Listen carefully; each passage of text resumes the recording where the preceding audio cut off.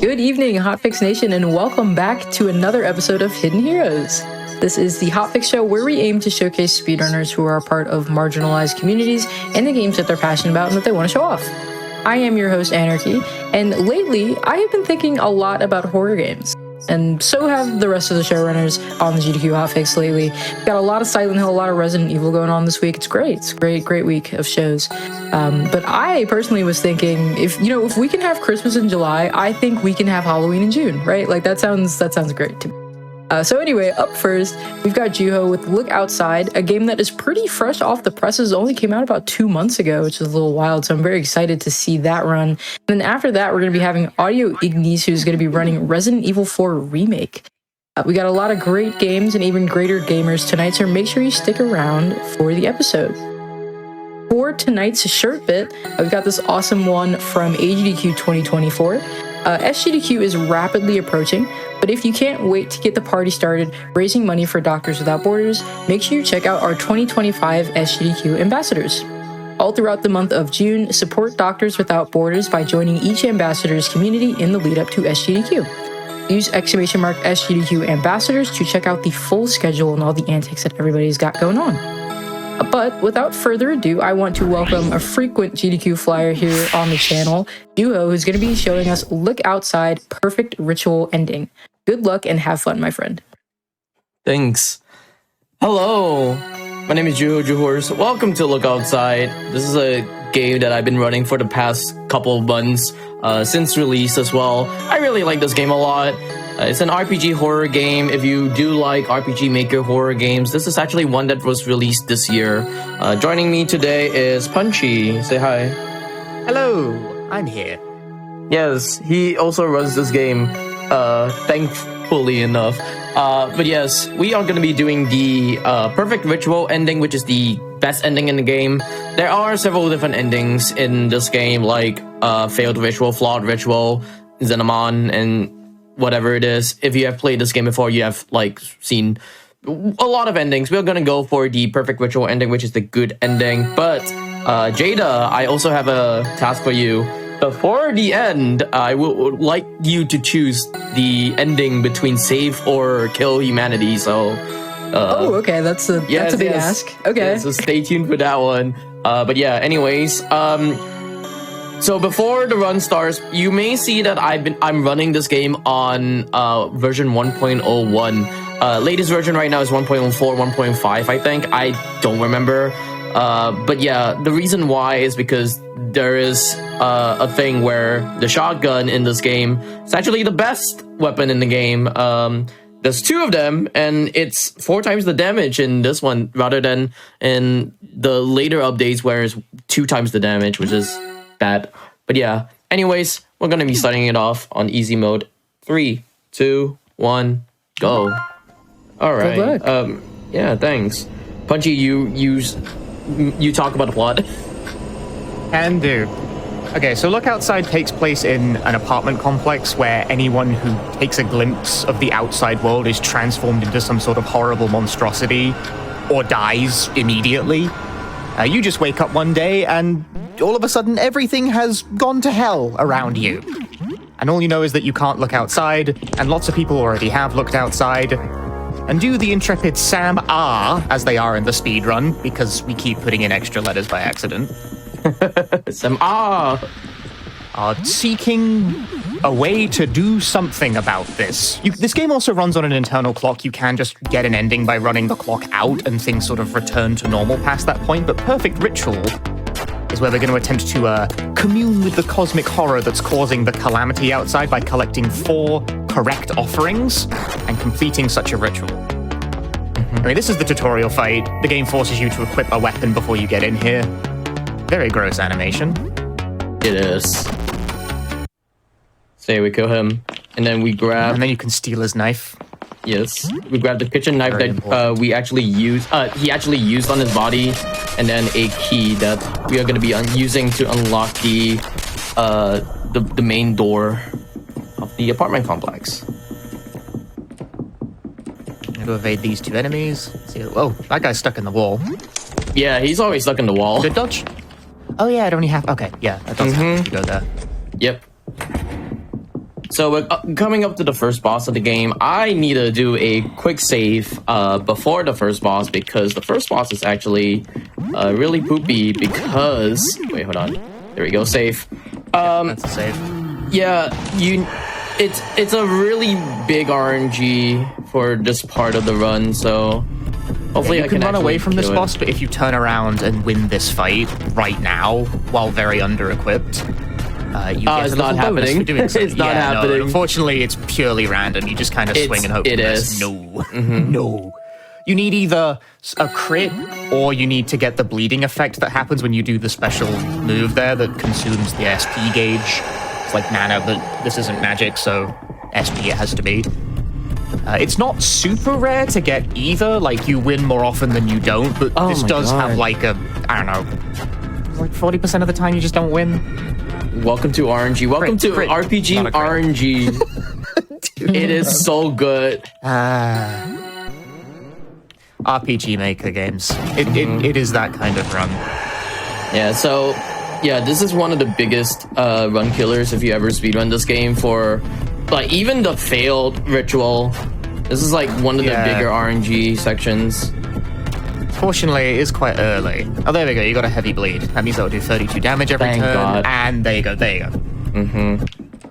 So one of the big reasons why we are going to we killed the grinning beast is because we need to grab one of our partners right here, which is Lei, and she's in like an apartment building, apartment complex thing, room. There we go, apartment room, and she's just trapped in there. So we had to grab her and such. All right, I'm gonna pick up the pistol. And you can only get this party member by defeating that boss, and she is quite useful for getting everything done quickly. All right, we're gonna talk to Lyle right here. Lyle gives us like photo papers, but we need to go quick, so we're just gonna kill him. Immediately destroy Lyle. So I got a pistol from the beginning, and we're gonna be using the pistol immediately for Lyle. You got a crit. The pistol This fight is uses also on like a 4-turn timer. Ooh. 3-turn. There we go. Is that okay? The backpack. Yes.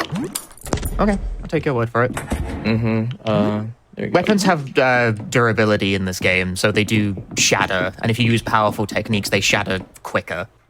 Yeah, because later on we'll be switching the bat for a machete, so that's a good thing. Right, yes. Yeah. It's very quick as well, so. Okay, now we're on the first floor. There is a large rat roaming the somewhat looping hallways of the first floor, and there is good evasion. Awareness. That was very large. It is very I didn't large. think you meant that large, but Very large, quite dangerous. You don't want none of that business, and its position is unfortunately random. So we're just going to go about our business and hope the big rat does not bother us. That's really good RNG as well. A lot of the times the how you say the enemy RNG is like really bad sometimes. Yeah. Enemy positioning and enemy movement There we is go, yeah. random. They just move all over the place, and you can sometimes end up in unfortunate positions and end up in fights you don't want to be in. Anyway, we picked up a rat child. The rat baby is now with us, as normal. The rats are also affected by the phenomenon. So now we have a rat child. Anyway. Unfortunately, we're gonna sacrifice the rat child. Oh my goodness. The rat child has been fed to the hole in the wall in exchange for a funny doodad. So, big reason why we sacrifice the rat child. It's faster than sacrificing our arm. The alternative is sacrificing a limb instead, and that will actually impact your ability to hold weapons for the entire rest of the game. Yeah. All right. But in exchange, you get a rat baby. All right. Cool. This is the painter's apartment. It's full of weird representations of the painter all pretending to be the real one. This quest does have a conclusion, but for our purposes, we don't really care about it. We just need to kill 3 of the alternate Fredericks. Well done. 3 of the alternate Fredericks, so that this guy will give us the canvas bag so we can get the painting from the dark room in the back. The painting is one of the offerings. It's a depiction of the cosmic being, but we can't look at it directly because if you observe it directly, it kills you. Look, you looked outside. Even if it's a painting, it still counts. Not allowed. By the way, the Frederick in the front of the house, front of the room, they gave me turpentine, so I can use the turpentine to kill 2 other doppelgangers of Frederick, and then afterwards he would give me the double bag for the painting. Yeah, only the first Frederick is a real pain point because he can confuse a party member, and then that might go extremely haywire. But you got a pretty good kill. Yeah, that was okay. Thank God. Nope, still good. Yeah. So under 75 is really bad, but over 75 is actually good. So thank God the second hit was over 75. If not, I would have been attacking. Damage rolls are lightly random. You usually are fine, but if you low roll both, it might take an extra turn to kill. Now we got to get the painting. The way you normally tell this is you touch the painting, and then you can tell by the color of the paint it leaves on your hands, which your character remarks on when he leaves the room. But if you know where it is, you can just pick it up and leave. And there we go. And that's what we're doing. Out of here. And Frederick can deal with the rest of the paintings on his own. We've got what we needed. We're out of here. Slight detour from the failed ritual. We are going to be grabbing a car key for later on because we need to get another shotgun in the later later run. That's enemy positioning being unfortunate. But at least I could actually get out. Yeah, thank God. You can run away from almost everything, and we will in fact run away from literally everything we can. There is Hopefully the Rat King is not here. Nothing like level grinding in this run. Alright, the other rat person thing. Yeah, the second large rat. Bait him in one direction, and then just run straight past those brave. It works. It does work. So we got a Mars disc, so that we can use the Earth disc and the Mars disc to open up the ground floor of the apartment complex. Yeah, there's a lot that happens in the first. It's a very large space with a lot of alternate rooms, but we're out of here quickly because we want to get to the ground floor.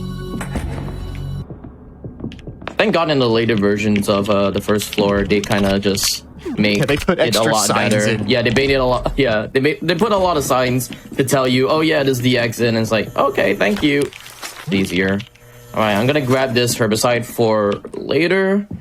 But a bus. Bus crash. If you get hit by that, it kills you instantly. So think fast. Yeah. I'm gonna grab some health. I'm gonna grab some health and then another disc right here. It's a Uranus disc. Yeah. And then Essentially, we're we're gonna collecting the disc because they'll let us open more doors and find the rest of the ritual offerings we need. We're up to still 1. It's still just the pain. Yeah. We're also gonna get money because money routing is a thing, and we need money for the tenant later on. Tenant? Landlord. Yeah. Landlord, that's the one, yeah. We need a certain amount of money to pay our rent. Otherwise, we cannot make progress. So if you're wondering why I'm going into these doors and like getting out of them, like I'm like confused and such, like, oh no, where am I supposed to be going? No, it just wastes time. It helps Yeah, out. he's passing time. I said this game runs on an in-game clock earlier, but the time only passes when you enter new areas that you haven't been into before. So entering a new room and immediately leaving it will advance the in-game clock, but you can't keep doing that over and over again. It has to be a new room each time. We need to do this because the landlord's apartment doesn't open until a certain amount of time has passed from when the bus crashes into the lobby. Yes, that's the word I'm going with. Oh god. Oh, the face. Hello. Yep. Avoided like Random encounter, which is another heading back RNG to the kind of first thing. floor. You picked up the herbicide on the ground floor, and now it's going to get used. Herbicide is a limited item that lets you access doors that have fleshy growths blocking the way. This one gets us access to our first shotgun. Yeah. Shotgun, very, very strong. Very strong. This is the shotgun that if you ever play if you ever play the newer versions of the newer version of Look Outside, it's not there anymore, so yeah, that shotgun was removed from the game because it turns out there are 2 shotguns in the game mode. The second one we'll find later, and the game does not like it if you have two of the same gun equipped on different party members. A lot of the visual effects stop working properly. But however, we have a third member extremely as well. powerful, so we do want 2 of them. Anyway, the landlord's apartment's open now. Wait, what do I want? This one. There we go. Yeah. I need to heal up for the landlord. So here's the landlord. He's getting ganged up. Fight the right three here. stooges. He is three stooges. So I'm gonna go with attack for most of the time until when I equip the shotgun as well. So 2 down in 1 turn. Yeah, the landlord pitches in at fixed intervals to shoot one of the creep. This fight can pan out one of a few different ways depending on how you do it. There's a faster way to do it, but I don't want to waste my stamina on lay, so it's easier. I'm just gonna do this. There we go. Yeah, this'll work. It does work. Bang! Yes. But then he dies to the gun. All good. Alright. So, this room will change a lot once I grab, the money. Steal the landlord's money. Well, we're gonna give it back anyway. Plus, we get, he will get another $100 extra, so. And now the landlord has transformed, and even though it's the apocalypse, still asking for rent. So we had to pay him like 350, I think. We got extra 100 from the cafe, plus, you know, what we have. What he had, I guess. Oh god, that was Jules really also bad. is afflicted with tired, hungry. He has every disease at this point in the game because he hasn't gone back to his apartment and slept or eaten at all. Like I said, this game functions on a time system that does penalize you slightly if you stay out too long, but we're not doing that. At least not for a little bit. You do sleep at some point during this run, don't you? Yeah. Yeah, you need it to pass time. Okay. Yeah, we need to pass by paid because the of landlord. a room that's open up later. Oh, this is so bad. Okay, there we go. We didn't get into an encounter at least.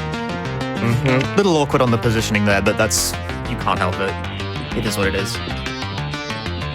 This is the one that I'm probably gonna try to attack. Yeah. You gotta pass through a space that is 1 tile wide with a guy in it, and he loves to be on the 1 tile you need to get through.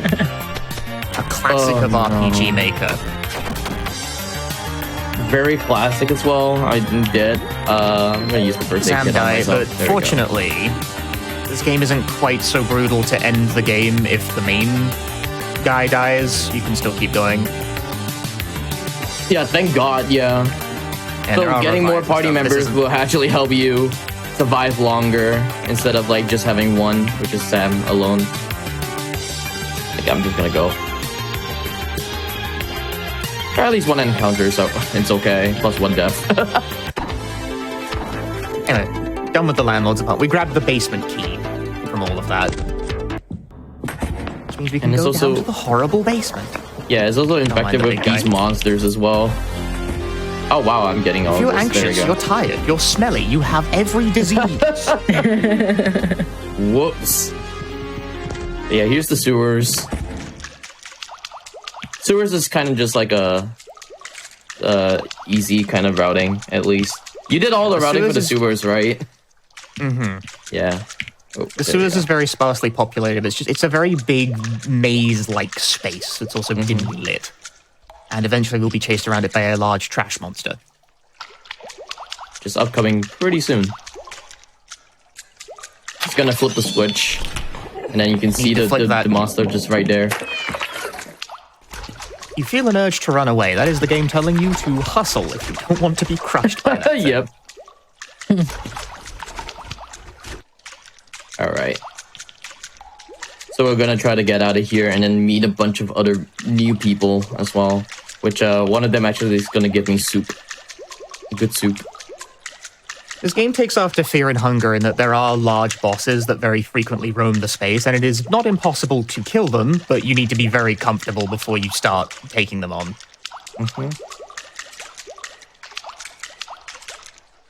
Alright, it We are is conserving new. our resources for the final boss. Definitely, yes. The final boss is gonna be very tough in terms of like fighting it and also RNG as well.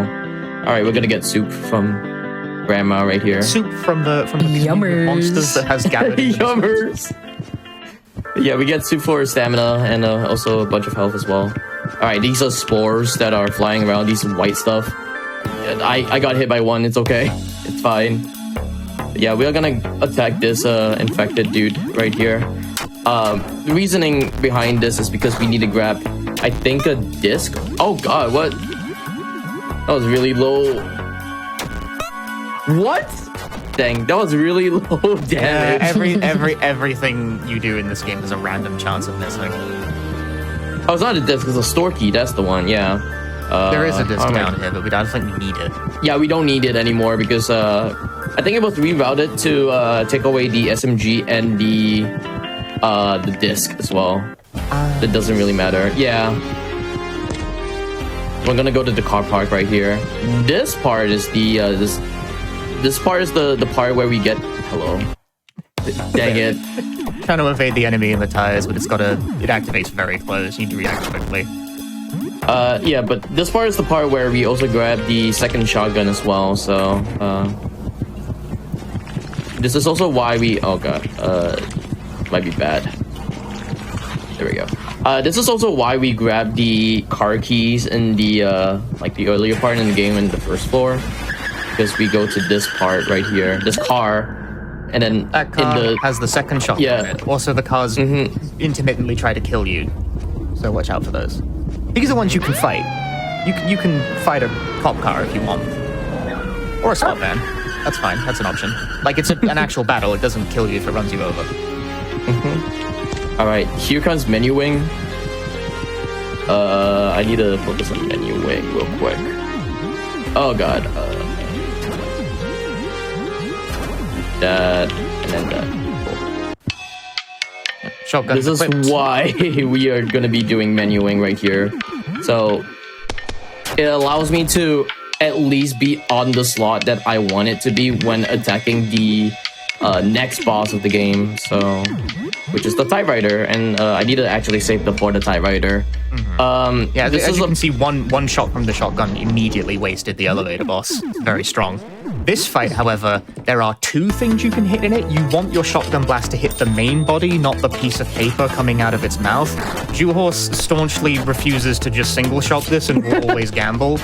Yes. And he's kind of winning as well, which irritates me immensely. This might be turn 2 if Sam is. No, Sam, No, what are you doing? Draft shots. You see, the draft does a powerful attack if it's left unchecked, but it's also faster, and the shotgun does so much damage that you can just win this fight like immediately if your shotgun blasts connect clean. Sam was like, I'm just gonna hit paper instead. We needed to defeat that boss because it drops the manuscript, which is a description of the cosmic entity, and then we complete it with a loose page from the typewriter, and now that's a complete offering, and now we have 2 out of 4. 2 out of 4 offerings. That's the eventual goal we're driving here, is to collect the 4 offerings, and then we can proceed to the end of the game. Yeah, the typewriter is the guy who just looked outside. looked outside and wrote about it. And then he turned into the typewriter. Alright. Before I go to sleep, because we are back in our house, we're gonna play games for like 2 hours. I love games. I love games. Gaming. Took a break in the middle of the speedrun to play a little Mario, as speedrunners are wont to do. That is done for the purpose of passing enough time such that the game lets us go to bed. It doesn't let you go to bed if it's not late enough. Yeah. Unfortunately, it was not late enough, yeah. So now it's the next day I can actually get out of here. And the only... And that was done... Yeah, the reasoning why... Yes, there we go. Oh, there we go. Yeah, why we sleep is because, yeah, this door actually opens up on the second day. We have to go through the labyrinth key items we need. Please. Ooh, good reaction. Oh god, this guy is going He's towards... very in the way. Yeah. Excellent. There we go, yeah. This I need to kite this a dude. massive telescopes. There we go. So we're gonna grab another disc right here. Well, 2 discs, I guess. And then we are gonna be using one of the discs to just shine the light on it. Yeah.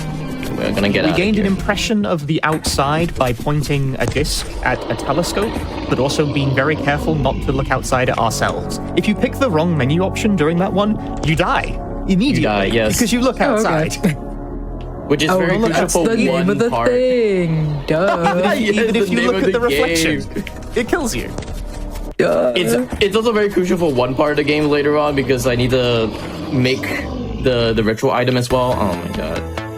Yeah, the reason we gained an impression of the outside is that we're going to use it to develop a photo negative so that we can make a photo of the outside. But we need to develop it ourselves without looking at it. Okay, I need full focus on this one as well. Because if I mess up, then This menu is annoying. If you do it wrong, you perish. I'm gonna do a safety save right here because if I mess up, Understandable. that's it. It's so Jover. Tilt head down. Insert disc. Negative. Oh my god, there's just a guy here? Awkwardly. Okay, thanks. Thanks. He just wants to be on it, I guess. There we go. Let's switch it on. There we go. Now I grab the disc. So that's the photo paper that we need to like kind of develop later on, which is why we kill Lyle in the first place. Because it takes a day for me to, like a whole cycle day for me to get the paper back, but we can actually instantly make it by ourselves. Yeah. These guys are just, these guys are annoying. These guys are annoying. Awful positions. They are.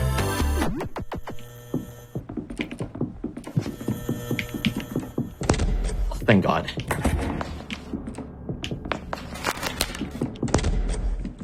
Alright, here comes developing photos right here. And we also collected a guinea pig from the other apartment. We will need that later as well to get a correct offering. It can be used as an offering by itself. It's wrong, though. Get a different path for doing that. Okay, thank God. Yeah, if I mess up that part, I die in the game, so there's that. That menu is particularly trolly. There are a bunch of options that it tries to trick you into hitting, and if you do, you look at the photo and die because you looked outside. So this is one that I need to actually go for now, so safety strats, I guess. Normally we don't do this in the speedrun, but we get to kill the merchant. Because killing the merchant would actually give me the whole store, so there's that. Grab this, and grab this. Yeah, you can. He restocks the store every day with new items if he's alive. Alternatively, you can kill him and take everything, but only for one day. Yeah. Right. And we would like the bonus ammo. We don't plan on making this last another in-game day, so it makes no difference to us. Alright, I got a store key from before, and we are gonna go into the store to get. I don't remember what it is. It's like, I think it's a disc. It's a blank videotape. Oh no, it's a tape. Yeah. Thank you. Our goal with that is to record footage of the outside world to it, because that is another depiction of the calamity. Then we can use that as the fourth offering. Because we have 3. That's the last one we need. We have the painting, we have the writing, we have the photo, and now we need the recording. Yes. And that's the last retro item that we need to complete the whole thing. These discs are used to solve like a math problem. I don't remember what the solution even is, but the 4 of them arranged that way is the solution. I'm gonna reload everything right now. Let me check. Yeah, cool. Understandable. I might have to heal up part of the as problem. well. I'm gonna heal up at least. Because Sam is really low. For my liking, I guess. That the security camera is displaying footage of the outside, so we gotta turn it off, otherwise walk in front of it, perish. Oh no. Oh no. Yeah, I hope I'm fine. Yeah, I was about to say Poppy is kind of EP. There we go. Okay, he Cool. died. See, I was worried because that boss has a thing where he records what you do, and he'll repeat your move back to you. If it's reloading, the game will crash. Oh yeah. I forgot about that. Yes. So I got because worried. It's 1.0. Yeah, it's 1.01. Yeah. And we used the guinea pig to as a guinea pig to make sure that the feed that the camera was pointed at is in fact the outside, because the guinea pig transformed when it saw it, because it's horrible. But we don't actually need to fight it. We just need to kind of get it away from the recording machine so we can pick up our finished VHS tape, although he is not letting us pick up our tapes right now. There you go. He's But now trying to he's block the camping door. bro. So we got all of our ritual items, and then now we have to give it to one of the astronomers in the game, which is conveniently enough, it's at the first floor. So a ground floor actually. There we go.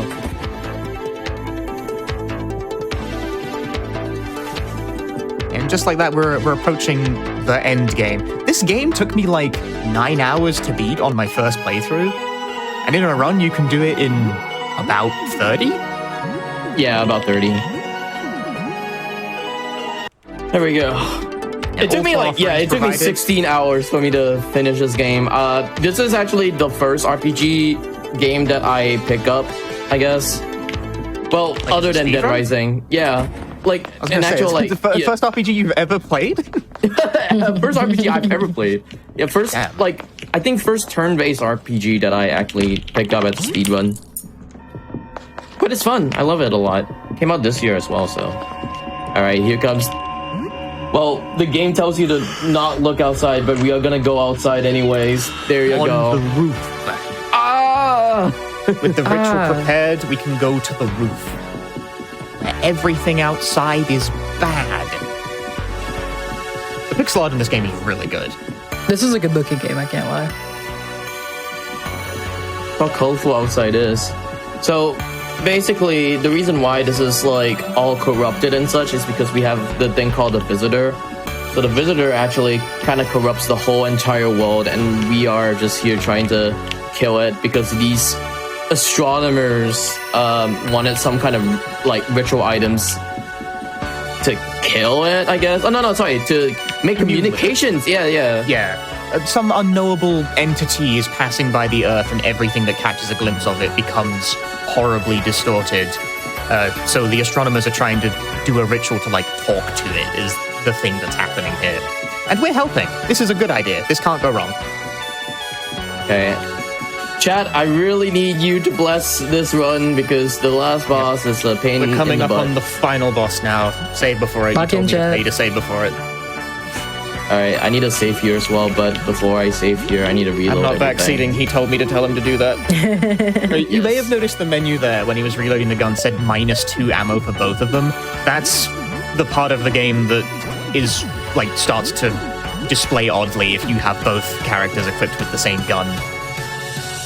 The system doesn't expect you to have two of the same. Alright, so this is the final boss. This is the Visitor. There's two phases for this. There's two phases for this final boss, and hopefully I can get like both of them. The first phase is the first phase is the one that I really need to look out for, which is why I kind of did a lot of safety stuff in the first place.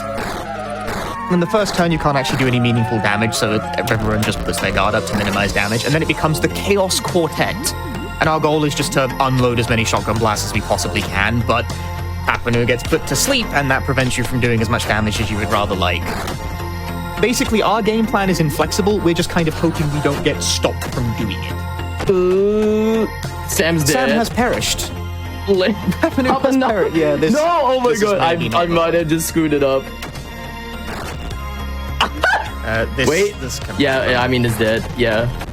This is why I save before the fight. That's why he saved. Yep. There you go. All right. Second time. Under ideal circumstances, you don't get paralyzed or put to sleep. Both Lei and Apanu just immediately do like 800 damage with the shotgun, and the fight immediately ends. Yeah. But you don't get that lucky. They are a ball of status effects. Alright, second try on this one. Guard. Normally when I do like world record runs or PB runs, I don't guard because it's a lot easier, and I just reload in the menu, I guess. But you know, this is a kind of marathon thing, so there's that. Oh, that's not a lot of damage. That's not a lot of damage. That one shotgun blast did like 93 damage. 90 damage? I was like, why is it 90 damage? Really low. It can do as much as 200. I hope guarding isn't... Rolled a 90. Sad. Okay, thank God. That's probably it. Yeah, that's it. Yes. Yay! I was about to say, I hope I have enough bullets for the final fight as well. You'll be fine. Yeah. I have confidence. All right, here we go. This is the final fight. Progress to phase 2. That's This fight gives you the yeah. choice to either talk to the final boss for a little bit before the fight starts, or immediately just start swinging straight away. No questions. I don't want the law. We take advantage of that because we kind of need the extra turn. So I started phase swinging. 2. Unfortunately for us, the final boss, which primarily composes of lots of eyes, is serendipitously weak to gun. Oh god, I guarded. I didn't mean to guard. I forgot I changed Papa New to guard for some reason. Oh, why did I do that again? Oh, whatever. I hope I can actually kill it, I guess. I think you'll be fine. I hope. I didn't mean to guard, that's why. There you go. There we go. 400 damage per turn. The shotgun, not only can you not get 2 shotguns in the current patch, it had its damage cut in half, because it was apparently due to some sort of coding error, it was doing 4 times as much damage as it was meant to.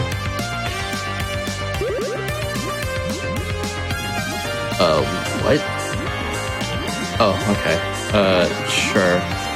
Sure, I don't have bullets anymore, I guess. Right. I hope I have more bullets for this. Oh no. Sure what's happening right now. This is the reason why the second shotgun was removed from the game, because right now you appear to have -3 ammo with both characters. And Yeah, -3 ammo right now. And Papanu can't fire anymore for some reason. Because I don't know what's going on here. Oh my god. Hey, you got a But heal. at least, yeah, I get a heal.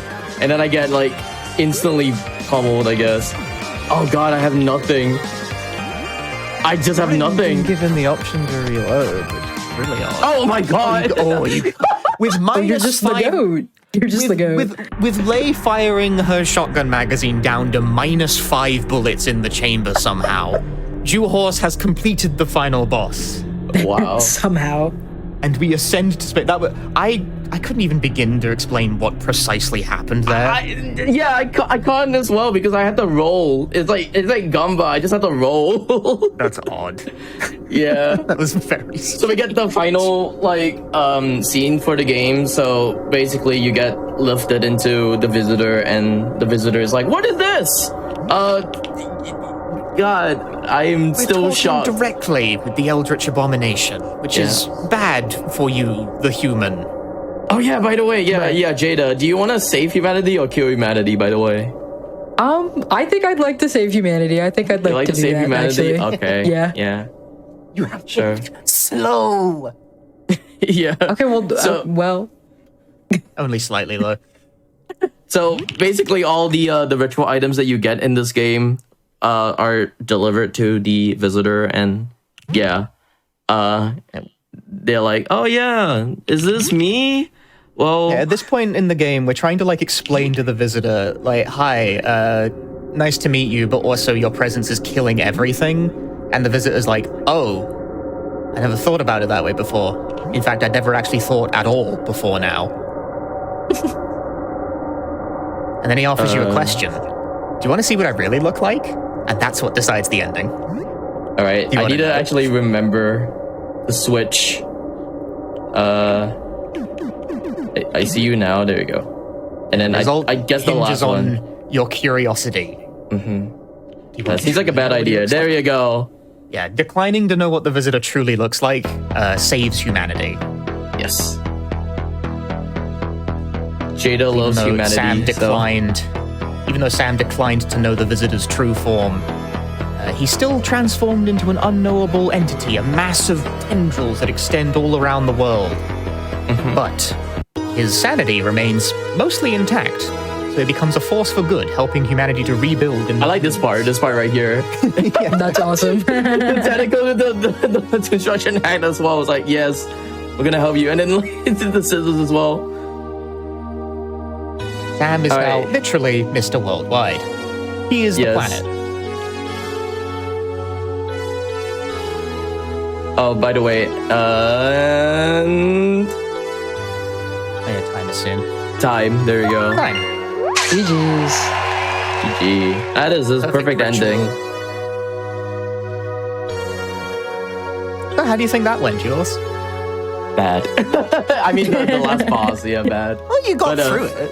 Yeah, at least I got through it. It's a random kind of run. There's not a lot you can do about that. Yeah. The I kind last of messed up a the little fact bit. you finished Yeah. the last boss was interesting. I finished the last boss with -5 bullets as well. You kept shooting the gun without reloading it at any point, and Hapanu just lost the ability to fire the gun at all. Yeah. Very interesting behavior going on. Yeah, but that's 1.01 anyways. The later versions, they probably patched it out. Yeah. That behavior is patched out of the game now because it's weird and buggy. Yep. But yeah, This that game's was really that was the perfect ending, a perfect ritual ending. Yes. Thanks, Punchy, for helping me commentate the whole time. No problem. Yeah. But yeah, like I said, this is my first like turn-based RPG speedrun that I did for this year as well. I love this game a lot. I think Punchy also loved this game as well. It's a really cool release. Yep. Highly recommend it. Highly recommend everyone check it out. Give it a look-see. Look outside. It's on Steam. It's like $10. And it took me like 9 hours to finish it for one of the endings. This game has like, what, six endings? You want to see the other perfect ending? You want to see what the visitor really looks like? You want to play it yourself. You can find the truth. Yeah. And then we get the final screen right here. It says S and S ranking, so there's that. I got S. But yeah, S ranking for completing the game in record speed. That's true. I think I went over estimate, to be fair, though. Did I go over estimate?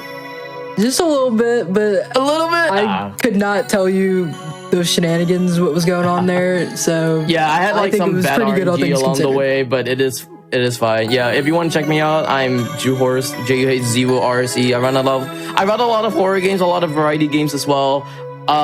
If you heard my name before, I will be on SGDQ this year, running Rose and Camellia. So there's that. Punchy, do you want to shout anyone out or shout anything out? I'm Punchy. If you like horror games as well, I do those. I'm going to save most of my shoutouts for tomorrow, though. I'm on the Hotfix tomorrow doing Silent Hill 3. I'm gonna say this anyways. He's gonna be running Ao Oni on SGDQ 2025. There you go. I am doing that. Yes. Jada, do you have anything to say? There you go. That was, despite all the shenanigans, that was a really great run. I really appreciate you being on the show. But without further ado, we are going to take a quick little wellness break here. So make sure you all hydrate, use the restroom, stretch, do all that cool stuff. We appreciate you all for supporting GDQ Hotfix with your subs, your Prime Gaming subs, your gift subs, your bits, and all of your contributions, which help keep our shows running. If you enjoy the stream, make sure you consider subscribing. Hey everybody, and welcome back to the Horror Heroes episode of Hidden Heroes tonight. This is the Hotfix show where we aim to showcase speedrunners who are part of marginalized or otherwise underrepresented communities in speedrunning and the games that they're passionate about and they want to show off. My name is Anarchy, and as I said, we are having a little bit of a horror episode here on Hidden Heroes tonight. A lot of horror going on this week on the GDQ Hotfix. If you are interested in the rest of the schedule for this week, make sure you explore our full season lineup at gdq.gg/hotfix. Also, if you're looking to get more involved with the GDQ community, join the official Games Done Quick Discord and add the Hotfix role to stay in the loop with upcoming events, to chat with staff, and more. Use !Discord in Twitch chat for an invite and more information. There is indeed a role called the Hotfix Enjoyers, which is amazing. I know me personally, I'm definitely a Hotfix enjoyer. So if you want to stay involved with the Hotfix, you check that out. But without further ado, I want to welcome Audio Ignis, who is going to be showing us Resident Evil 4 Remake, No Major Glitches, NG+. It's a bit of a handful, but I'm very excited for it. So good luck and have fun. Thank you so much. Hello everybody, my name is Audio Ignis. I am a cyborg VTuber, and like Anarchy said, I'm going to be showing you guys Resident Evil 4, No Major Glitches, New Game Plus. So I'm going to load up a pre-saved file that I have already, and the run will start in 3, 2, 1. And as you saw, I'm loading it up on assisted difficulty, which is the easiest difficulty in the game. Because this is New Game Plus, the level of the difficulty doesn't entirely matter. So I'm just going to be doing it on the easiest difficulty to give us hopefully the best ability to get around the enemies. And as you can see with Leon as well here, he has one additional bit of attire that usually you wouldn't see in runs. He's wearing the cat ears. That gives us infinite ammo for the run, so we're going to be using that. And later we'll be using another asset that he has for one specific part of the run, but for the majority of it, we're going to be using the cat ears. Anyone home? And now Leon was sent here at the start to go and search for Ashley. She is the president's daughter, and she has gone missing. And so Leon was sent to search for her. He was sent with 2 police officers, and one of them got split up and separated. So Leon was sent to go and search for that police officer. As we head down here, we will see the first police officer, who unfortunately has died. And this is where we get the rest of our inventory unlocked. And because we're in New Game Plus as well, we have all of our inventory already set and ready to go. With the pre-saved file, I already have all of my weapons and other items that I need for the run set up. The main weapon that I'm going to be using for a lot of this run is going to be the riot gun shotgun. It's one of the fastest ones to use, to aim with and to shoot, which is why we like to use it. It also does a lot of damage compared to the other shotguns, and it has a little bit more of a narrow spread. A few of the other weapons that I'll be using is the handgun, the Matilda gun. It's a 3-burst fire weapon, and it's pretty fast to shoot as well, faster than the other pistols, which is why we like to use that one. And then I prefer the Stingray rifle, so that you don't have to lose the aim whenever you're aiming down it, though it's only going to be used for this part coming up ahead. Now here we're just running past a lot of the enemies, making our way through all of them. Up after this door, I'm going to be doing something that I'll use several times throughout the run, where I'm just going to be resetting the checkpoint. This is going to reset enemy positions, so that way they're in spots that are a little bit more predictable. So this resets several of them that are just up ahead. I'm going to take aim for 2 of them that might end up hitting us, and then try to shoot the bell tower.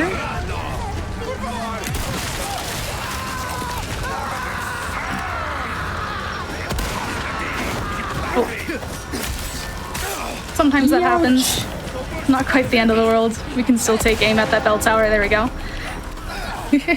And now everybody's going to go off heading to bingo. Usually you have to wait for Ada to end up raiding that bell tower after a set amount of time, but because we have the rifle's the only weapon that can actually shoot that bell tower, so since we're in New Game Plus, we just get to hit it a little bit early, a little bit ahead of time. And now heading past this door, I'm going to change my aim. Because we're in assisted, it always resets to where you have aim assist turned on, and that is a bit of a problem because it likes to aim at enemies' heads, and if we aim at the enemy's head up ahead, we're going to miss the door lock that we want to break here on the other side. So I'm just going to shoot right in there. It is going to take them out, and hopefully also takes out the door lock in here, so we can just skip all of this section, grab the wooden cog, and leave all the enemies behind. Usually you'd have to make your way around before you could get in there, but we just skip all of it to run straight ahead to the wooden cog.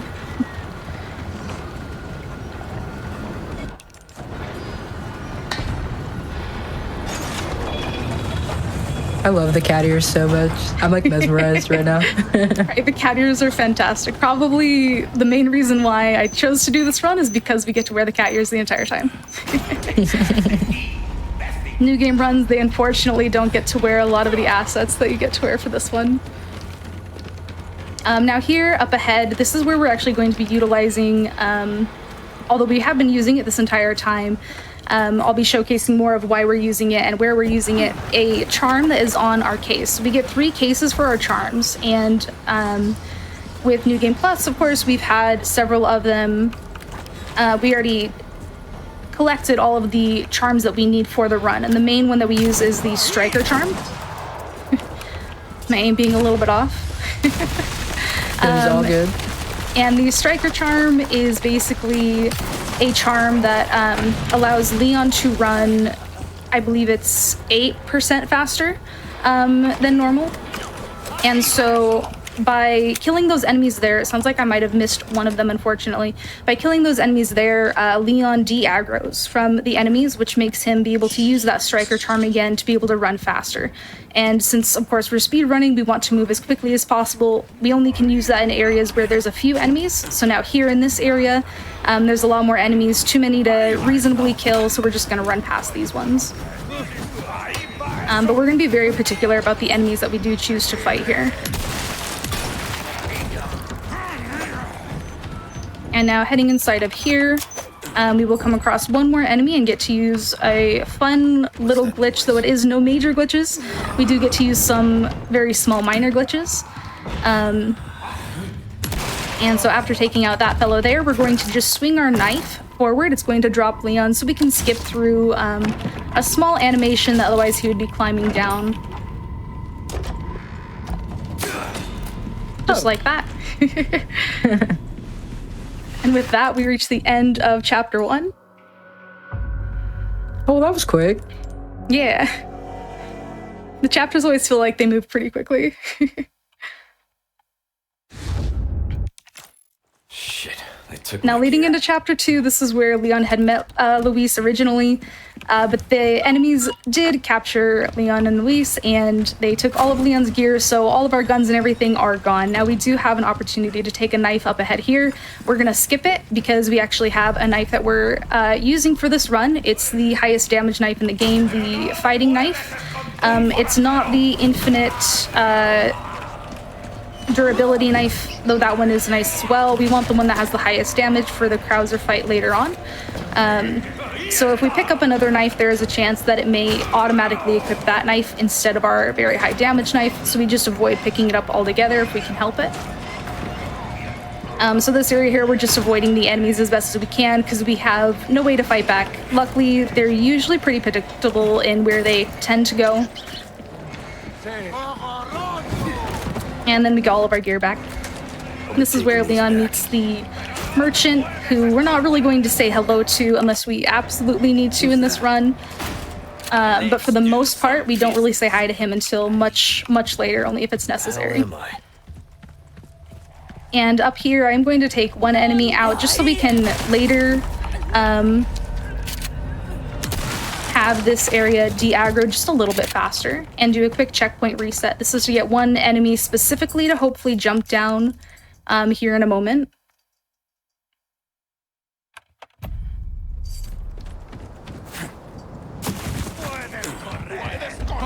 And a lot of those movement techs, we like Leon to roll out of a lot of these jump animations as well. That's one of the quickest animations, which is why we like him to do that. Now, hopefully this guy here, looks like he didn't want to jump down this time around, which happens, it's fine. We just don't want him to end up grabbing us or hitting us. This is a very random, very high, like, RNG area. So we're just going to take our enemies as we need to. Yeah, this is, usually it's called TNT Valley. Yeah. In professional mode, this is definitely probably one of the most dangerous places because the TNT that they throw can automatically kill Leon if you're too low of damage. It is a one-hit kill. There's just nothing you can unfortunately do about it. Luckily with assisted, we don't have quite that issue. We only have to worry about getting stunned by the TNT. Luckily, we managed to get past all of them without getting hit. That's pretty decent. Let's go. And since we killed her there, now we're gonna get de-aggroed here, right about here, and Leon will start running a little bit faster and bring us up to the first puzzle in the game. And for this run with assisted, all the puzzles are the exact same, so we already have them all, of course, memorized. Unlike some other Resident Evil games where they are random and they change each time, these ones are always exactly the same. And now here on the other side of this, we're gonna have a few enemies here. I like to just do a flash grenade to stun them rather than taking the time to kill them here. Looks like we did manage to stun her as well. And this is going to lead us up to the first sort of mini boss of the game, one of the chainsaw guys. And he's not really an issue. We're not even going to really bother with anything for him. He's just going to raise up his chainsaw and show it off to us. And we're just going to run right by him and let him run into that bomb that we passed. This brings us over to this building, which, if I remember correctly, is Mendez's house. Mendez, I believe, is inside of here. And this is where he will be infecting Leon with the virus that Ashley is also infected with.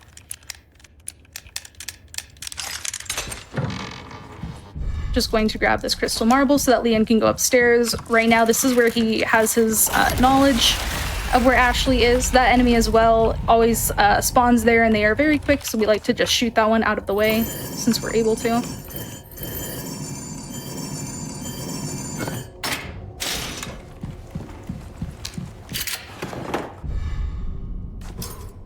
There we go. And in that cutscene, that is where Leon gets infected, and that would be the end of chapter 2.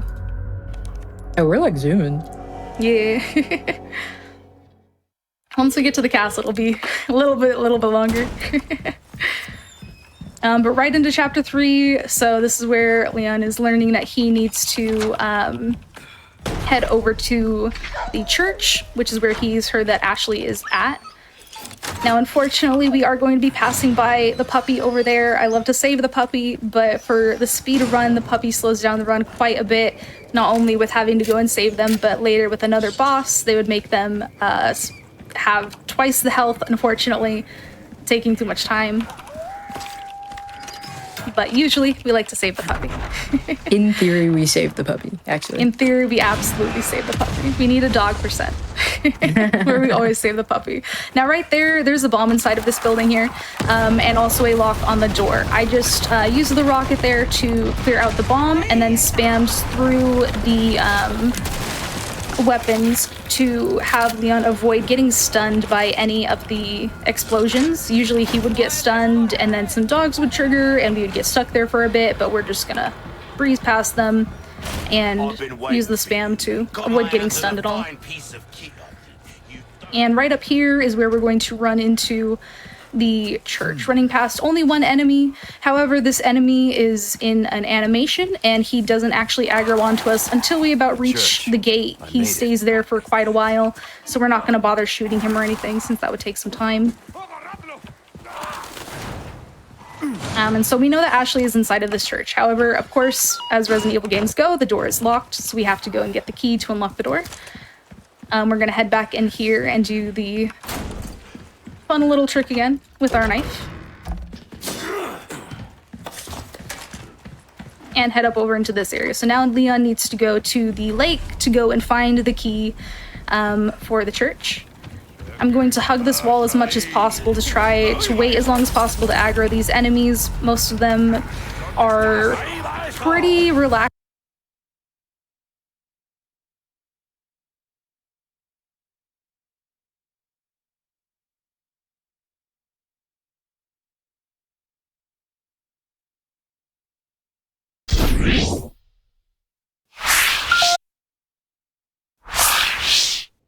Hey everyone, welcome back. Sorry about that little tech blip there. We had a little bit of an internet issue, but it's all good now. We should be fine. We appreciate you all for sticking with us here. But without further ado, we're going to get right back into the run.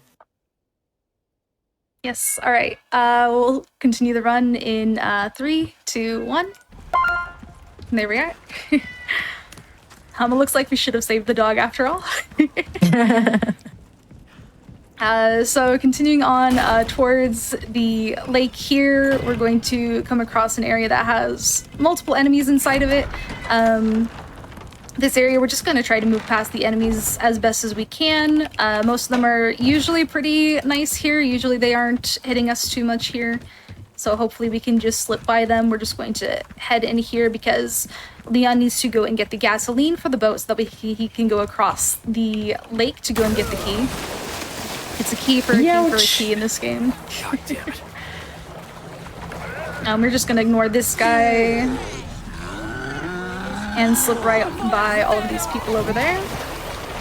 And up ahead, I will be doing another checkpoint reset because as we enter inside of this door, all of the enemies are currently aggroed onto us. They're all heading up right behind us, and they do like to body block this door. So as soon as we grab this boat fuel, just do a quick reload.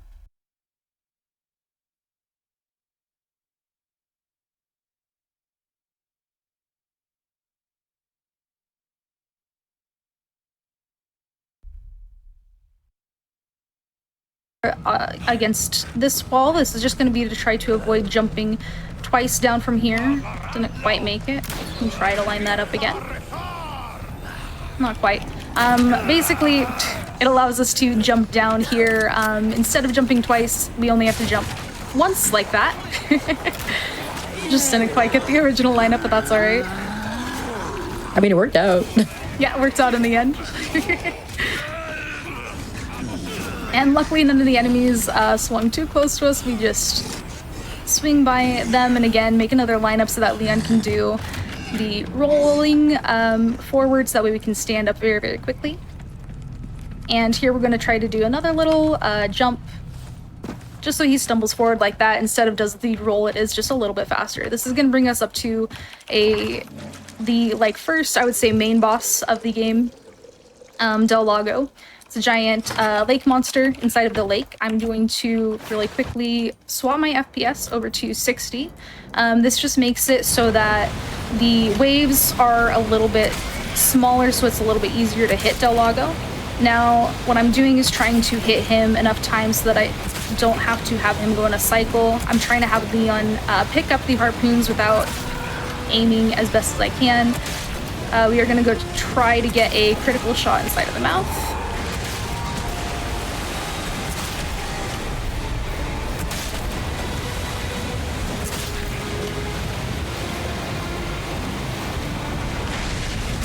Oh, perfect.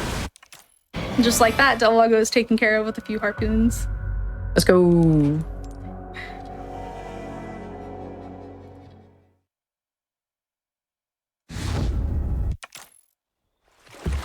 This leading us into the next chapter. I'm going to switch back to 120 FPS. Now, we don't like to run on 60 FPS for this run because it actually makes Leon run a lot slower than he typically would. So running on 120, we don't want to be on anything below 120 as much as possible for the run. And here I'm going to swap to a flash grenade because this specific enemy up ahead is very susceptible to flash grenades. They die instantly from them. And otherwise, they usually would take a few shots to hit. I'm also going to kill that guy so we can just continue getting that 8% running speed increase. And this is going to lead us to where the church key is. However, in order to get the church key, we have to go and get 2 more keys to unlock the church key. Ah, yes, keys. More keys for the keys. So there's our church key. We can't get it yet, so we're just going to leave it behind and head over to this boat. Now we have 2 keys that we're going to go and get. The first one is pretty chill to go and get. It's just in a small cave across the lake here. There are, of course, other things that we could go and get here, like the golden egg. There's also a giant fish that runners will use to get points in new game runs, but we just bypass all of it because we already have everything that we need, luckily. So we just leave it all behind, head straight over to this cave. And inside of here, usually you'd have to go around figuring out the answer for the puzzle. But of course, we already know the answer to the puzzle. So we get to just insert it in and grab the key. Which the key is more of a statue head, but close enough.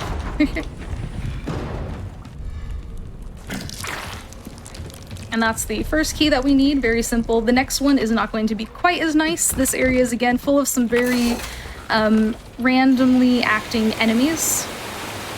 And they are not all too friendly here, and not very predictable either, but we'll see how we can manage against them.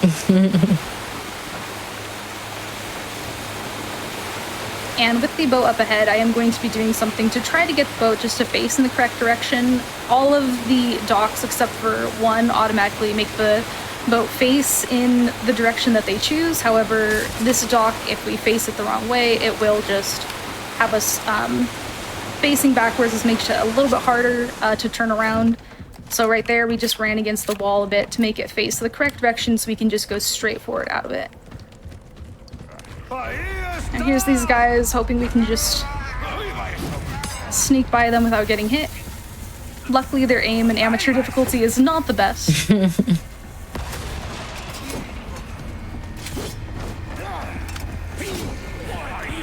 However, this guy up here usually is the biggest problem with the Molotov. I guess he chose not to throw it, which is really good. He knew we needed to be fast. Yep. Exactly. And so with that, we get to do another checkpoint reset. This puts all of them back into their spots. And hopefully he again decides not to throw this Molotov. Looks like he's pretty friendly today, which is nice.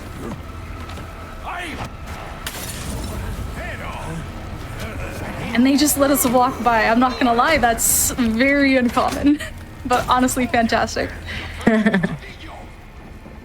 So with that, we have the 2 keys that we need to go and get the church key. So we're just going to head back where we had come from before.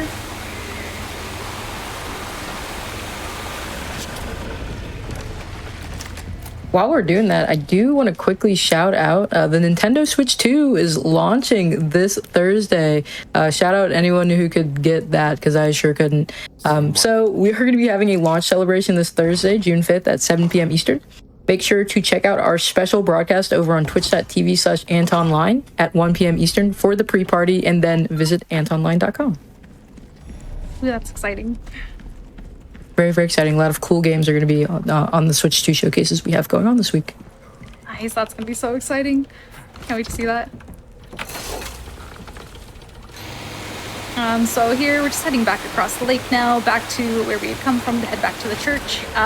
We are coming across the next sort of main boss. I want to say quite main boss, not quite a mini boss either of the game, but it is going to be the first giant that we are going to fight in this game.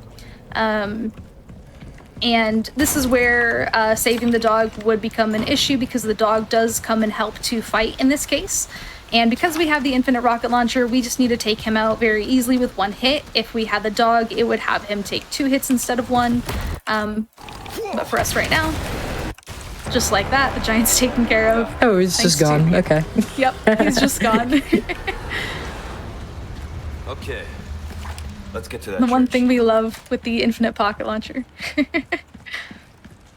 Amazing. And now we're just taking a casual stroll. We are going to have one more enemy up here up ahead. It's just going to be a dog enemy. I'm just going to, again, like take them out so we can get that running a little bit faster before we enter inside of the church here.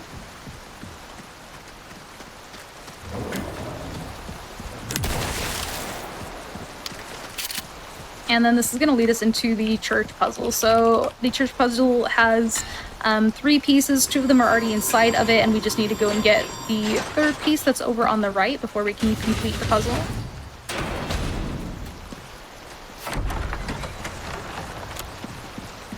Ashley Graham, I'm here to help.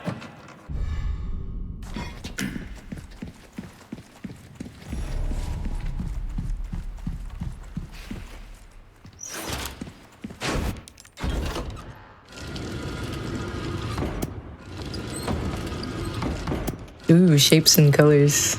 It's a very nice puzzle. I like this one. I think I missed. There we go. Just slightly off.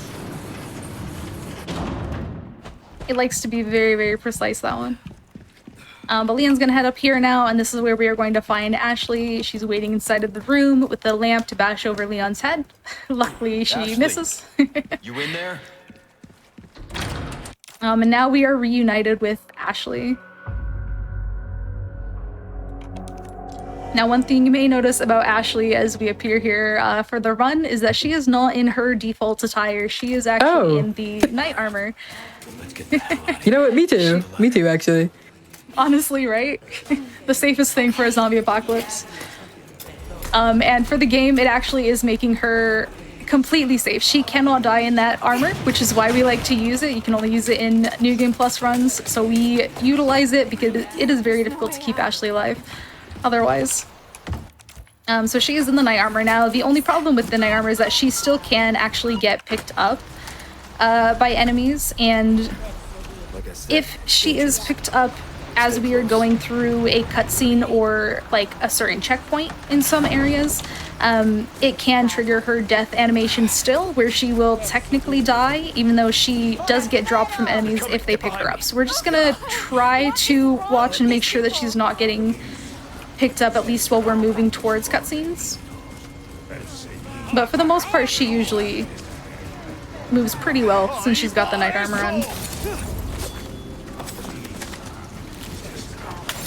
And right there, as the guy threw the Molotov, Leon usually just gets stuck in an animation trying to brush the fire off just canceling that animation with the knife is all that we do, just so that way we can keep running faster. There'll be a few times where we may end up getting hit with something like the Molotov, so the fastest way to get rid of it is just with that nice swing animation. Right about the weather. Luckily, Ashley's keeping up with us pretty well here, though we're not too worried about her keeping up with us. It's fine if she stays behind either way. But this is going to lead us up to the cabin, and now the cabin is going to look quite a bit chaotic whenever we do end up reaching it. It's going to look like a lot of random rocket shots. However, a lot of these shots are actually very precise, and I will do my best to explain more of it after. Okay. After we reach it, I am going to just reset so that way Ashley can just run straight through with none of the enemies aggroed onto her.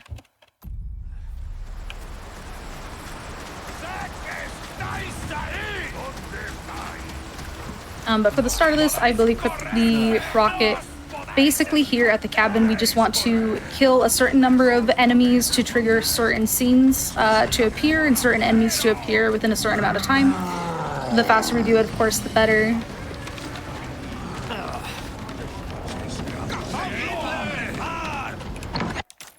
Yeah, I'm locked in. Gotta lock in. Oh, and let's not forget, this mob is made up of monsters. Done warming up? Hope you stretched. Yeah. Now if you'd shut up. That guy was a little close. That's okay.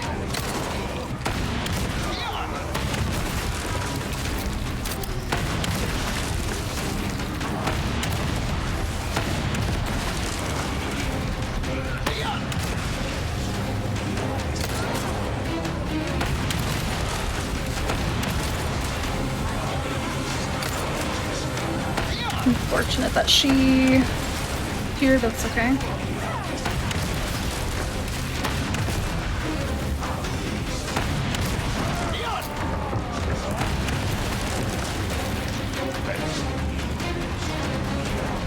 Okay, and I'm gonna stun these two guys because we should be getting the next animation to come through.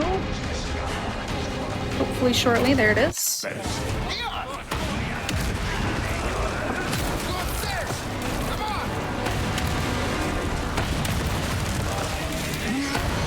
Perfect. So we got that last enemy to spawn, that last guy there.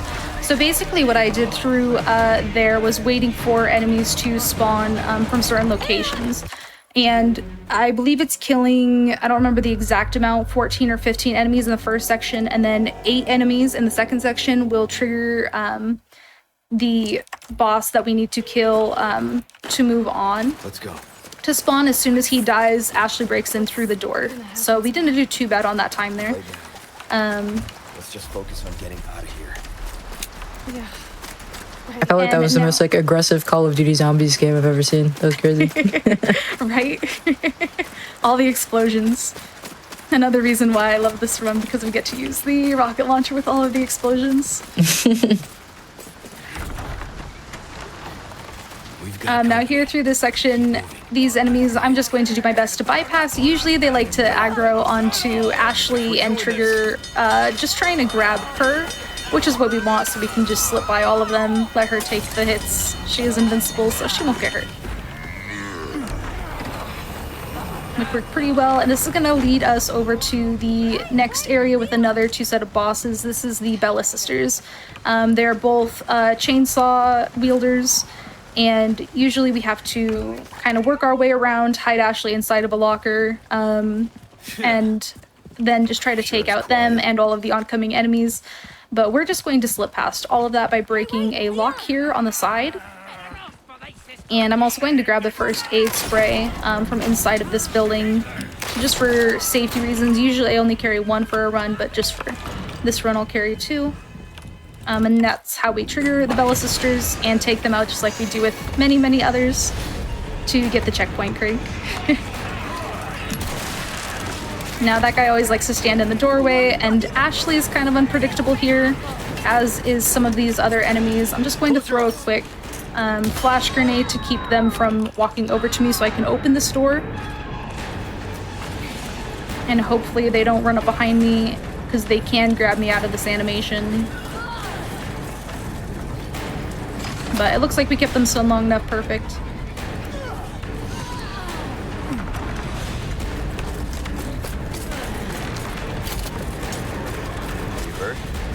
And so now this is kind of our opportunity to just get to reload for a moment. We are going to be heading up to meet with Mendez, who is going to be chasing after Ashley, of course. These enemies, we can run past the majority of them. However, if Ashley does get grabbed here by Mendez at all, then it would be an immediate reset. That guy is a little closer than usual, so I am going to take him out. I just try to minimize the amount of enemies that we have to take out and hope that Ashley kind of keeps up with me here.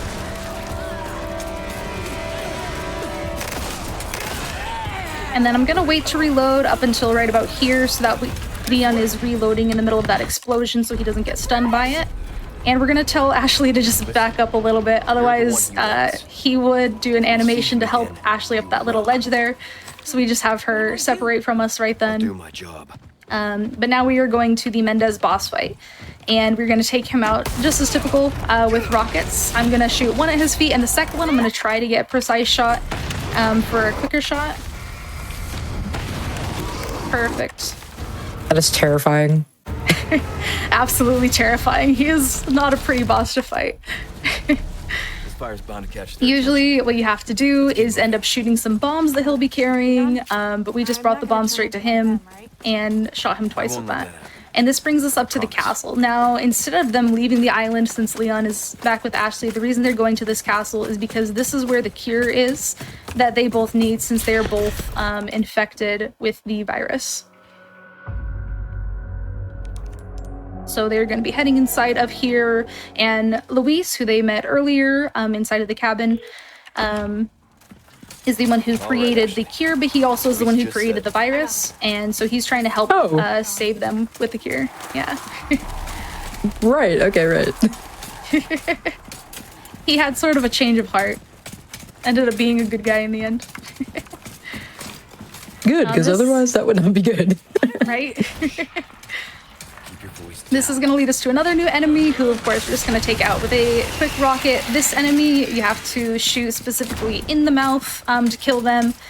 Otherwise, they just kind of stick around for way too long. They have a little bit too much health. So we like to just take them out with the rocket, clear them out of the way. You can tuck past them, but it does make us run a little bit slower. And then I'm going to do a checkpoint reset right here as well. Not for the position of the enemies, but actually there is a sort of counterweight inside of here that we need to shoot, and it does not spawn in right away if we do not reset that checkpoint. Now here we're just gonna hope that Ashley actually gets into a good position. The enemies typically move in the same patterns on New Game Plus here, but if Ashley decides to get sort of in our way, she will end up body blocking us and getting us kind of trapped. I'm going to do another quick checkpoint reset. This will reset the enemies into a position. This is just where we hope that Ashley gets into a good spot with the enemies chasing after her.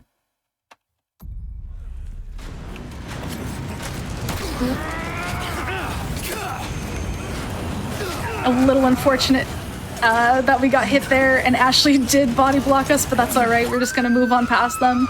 I'm not worried about her getting grabbed or anything. She should catch up with us just fine. Let me do a teensy bit of trolling, it's chill. As soon as we get past a certain point, she's fine. Yeah, see, she makes it. She manages to sneak around them somehow. I'm just running off to this corner here so that I can trigger that cutscene a little bit faster. That introduces us to the next boss, Salazar, who is the owner of this castle.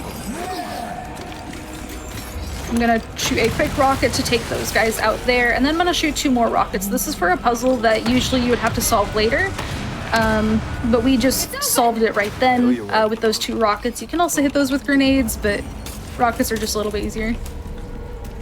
And this is gonna lead us to another little mini boss here in the game.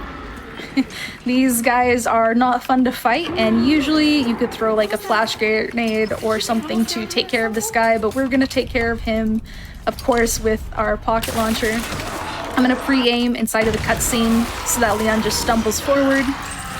And that guy's already taken care of. You do have to shoot those guys specifically in the back with the rocket launcher, otherwise they can actually tank the hits.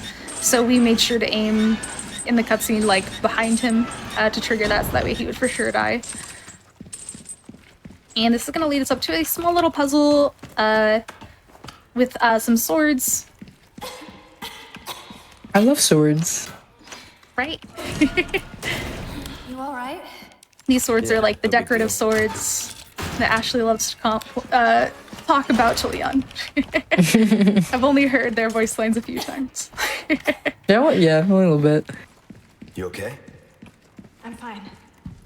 Well, Now, to get to one of these swords, we do have to solve this puzzle. That one's always going to be the same, and I'm just going to pick up the rest of these swords here. So this is basically telling the story of a knight with the swords on the wall. don't leave me. I'm going to take the bloodied sword from there, and then we can put them all in order. So the first is the iron sword, and then it's the golden sword, then the bloodied sword, and then the rusted sword. And that opens the door for us. What's that used for? Well, it's just a replica. Only a couple of uses for it. And as you can see there, she's a little freaked out by the swords, but nothing to worry about. This is the puzzle that we shot with the rockets earlier, so we can just run right through that. Usually we'd be jumping from chandelier to chandelier to open that, but we skip all of that. And now we're going to get into another very RNG dependent area. This is going to be one of the probably most difficult areas that we face here. I am going to clear out these enemies just so that way Ashley has a better chance of getting through here, because we want Ashley moving in this section as much as possible. We want her to get as close to us as possible, and for these enemies I'm actually going to switch to a flash grenade to stun them, because they all turn into some enemies that we don't want to be fighting. We would have to hit them with multiple rockets. Ooh, and one of them did not get stunned, unfortunately, but that's alright. He's pretty far back from us, so hopefully it's okay. It looks like he might be distracted on Ashley anyway, so it's not too big of a deal.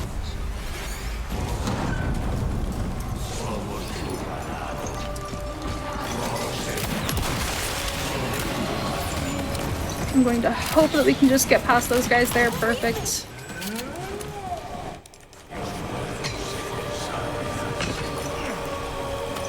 That guy might hit us. Yeah, that's okay.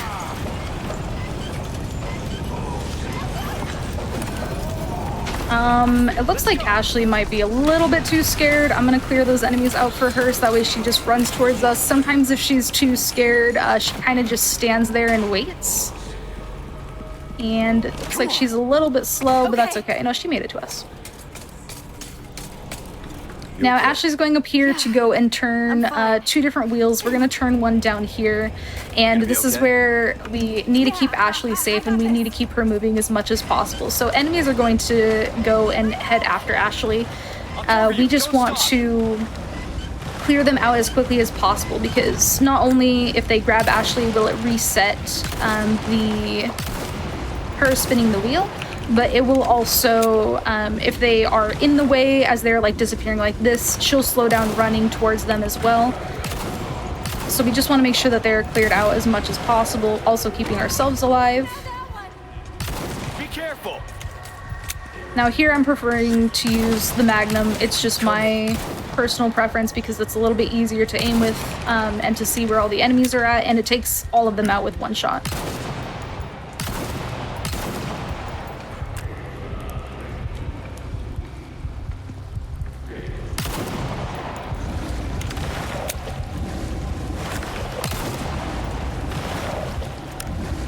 And that should be pretty good for most of them. Of course, we have a few other enemies down there. Some of them just like to stay and stare off in the other direction, looking the other way. But those other ones won't hit us, only the ones that are crossing that. Now we're just going to have Ashley catch back up with us. We're going to be a gentleman and hold the door open for her. We don't want her basically going into the animation to open the door. It would take a little bit more time, so we're just going to wait for her to come back over to us and leave the door open for her. And then we can lead her across this. She is great at opening doors. That is one of the main things that she does for us throughout all of this game. Fantastic companion, always opening the door for us. But here she is going to be coughing. This is just showing that how like she's kind of progressing with the infection. Leon isn't having quite the same level of effects yet because he hasn't been infected for quite as long. And basically what's going to happen after she lets us through the door and we go into the cutscene, she's going to be sort of taken over by the virus temporarily. And it's going to cause her to freak out because she tries to attack Leon. And after she kind of comes back to her senses, she runs away because she's scared. She doesn't want to hurt Leon. So, yep. So now we have to go and find her once again. It's a lot of Leon looking for Ashley multiple times. Inside of here, sounds about right. Yep. Pretty much RE4. Right in here, we have a new enemy that is the Summoner. The Summoner doesn't really attack, he kind of just runs away. And if we don't kill him right away here in this run, he will just be running around the area and we'd have to chase after him. So we take him out right away. I like to do it just with the rocket. So he's stuck back in that place. We can grab the lantern to move on out of here. Everybody is being very, very nice to us, luckily, and nobody's managing to hit us so far.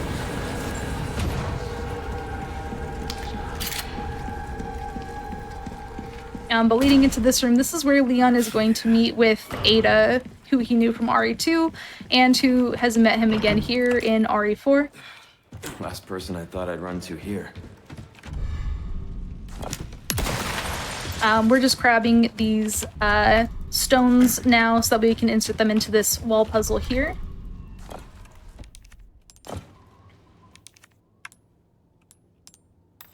Which I think I might have just put one in the wrong spot, but that's okay.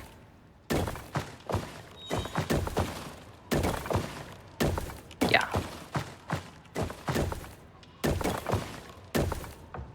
There we go. That should do it.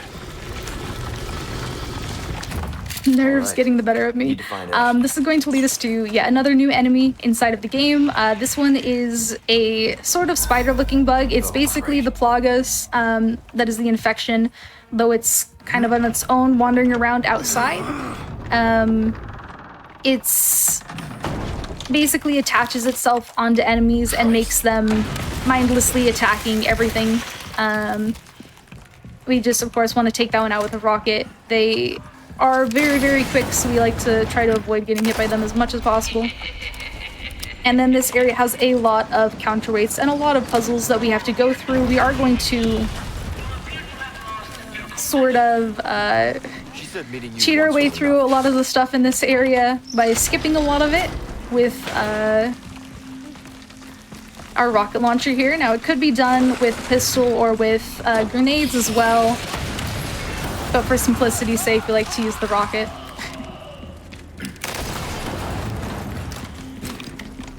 So just through there, usually we would have to go through several doors like this, changing them and changing the directions of them. However, we just kind of skip over all of that by breaking down these counterweights on the opposite sides of the doors. This leads to having another giant. Leon with the puns. Whoa!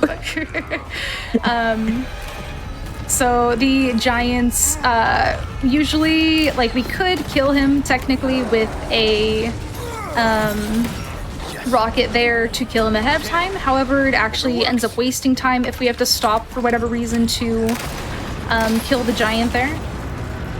So instead of stopping to kill him, we're actually going to kill him up ahead here, where it's normal to kill him with the cannon, since it's just right on the way to the door we have to open.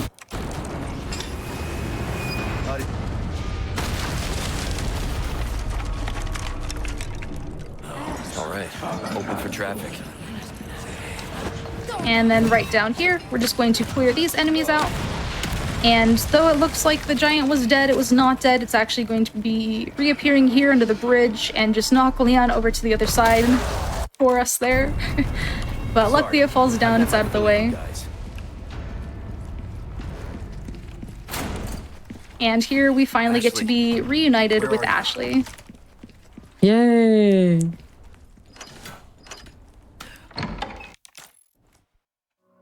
Now this is where they basically decide, yeah, let's stick together from now on instead of running away. since that's a bad idea in enemy territory. Oh yeah, it's almost like we should maybe stick together. Yeah, probably. There's all Probably these, be these the bad best. guys around here. Yeah, that would be good.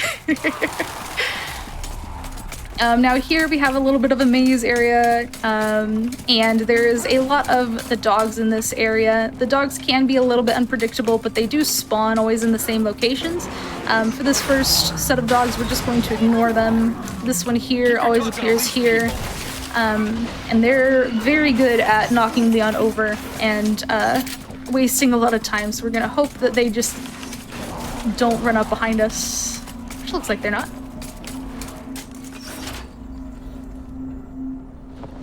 And so here we're pulling these down to lower these flags. We have to get all of these 3 flags lowered. We can't skip those cutscenes, so we just get to watch all the flags being lowered. And once we get those 3 lowered, then we can move over inside of the building there. And now for these dogs, I'm going to take out hopefully 2 of them with that rocket there. One of them always manages to usually stay alive and break down the door. It looks like possibly this time that didn't happen. Okay. And then I'm just going to shoot any of the other dogs on the way. Yeah, looks like we managed to get all 3 of them that time. Careful. All the other dogs that would be in the way, because we don't want them to hit Ashley before we can get into that door. Otherwise, we'd have to go back to help her. But she still managed to stay on the door. This is going to trigger a few more enemies to spawn. I'm not going to kill them quite yet. They're basically running for Ashley. And rather than shooting them to take care of them right now, I'm going to wait until I get the last flag to reset their positions, making them a little bit easier to kill. Basically, they always head straight for Ashley, and Ashley will not move until you kill these specific 4 enemies. Even with others still in the area, she is very strict on having these specific 4 killed, so. Right.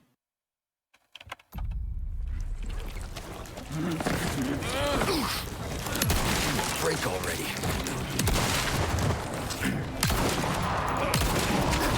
Leave me. There we go. Okay, so as soon as she says that, we're pretty good to head through, continuing on to the next area. Now, this area has 3 different puzzle rooms.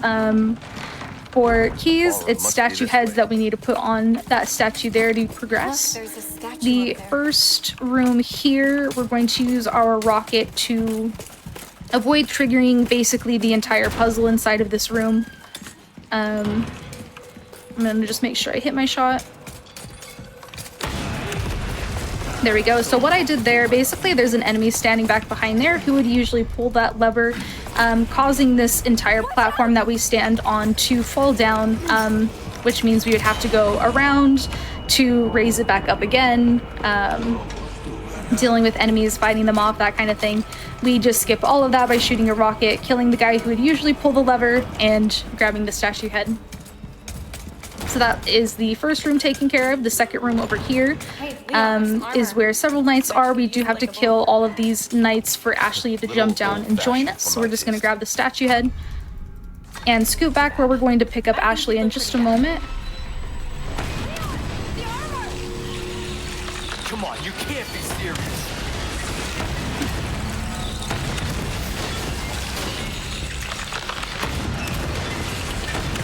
I know Leon is so tired right now.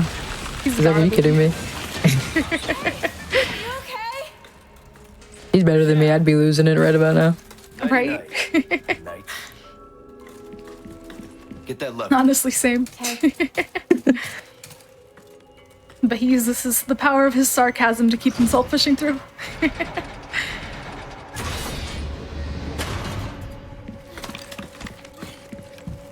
Okay, so that is that second room, and now we're going to move on into the third room. There's no enemies inside of this room. This one's just simply a puzzle that you have to solve. This puzzle, you usually have to look at the wall to figure out which plate matches which position you need to go to. Ashley just needs to go and sit there. We're going to go and sit right over here.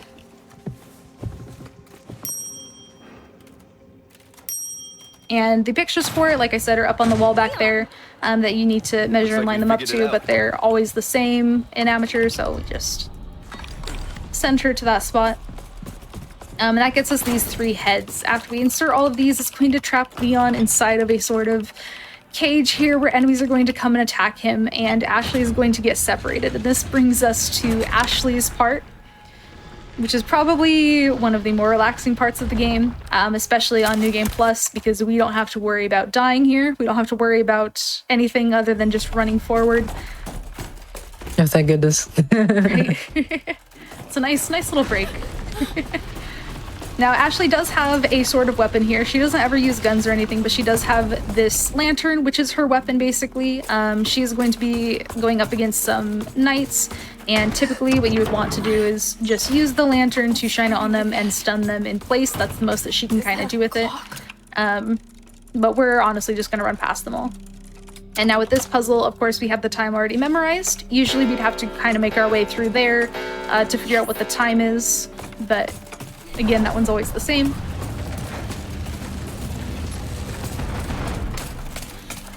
And as we make our way down here, some of the enemies will start to spawn in behind us, but we can luckily just go in and ignore them. What's that noise? While we are go mode here, I do want to take the time to shout out some stuff going on Hotfix. We have a lot of awesome things besides the regular Hotfix program that we have going on the channel here. In specific, the annual Sonic Hotfix event is back with Sonic and the Sega All-Stars, which is going to be live on June 14th and 15th at 12 p.m. Eastern. And that is next weekend. This year, we are expanding beyond Sonic speedruns to include other iconic Sega franchises.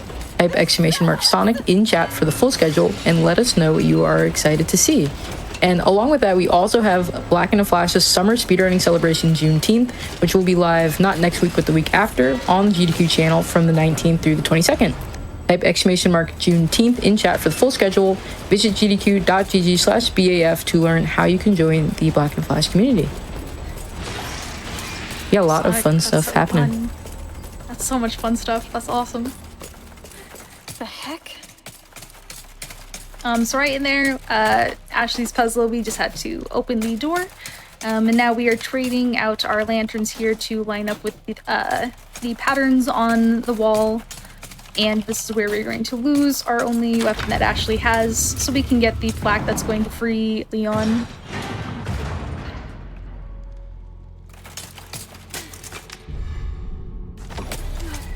No, don't go out. And now with the lights going out, all of the knights are triggered. Luckily, it's not too much of an issue. They are all pretty scripted in where they are positioned and how they move here. So Stay still. we can basically just run past them. And even if they do manage to hit us because Ashley's in the knight armor, the attacks literally just bounce right off of her. So.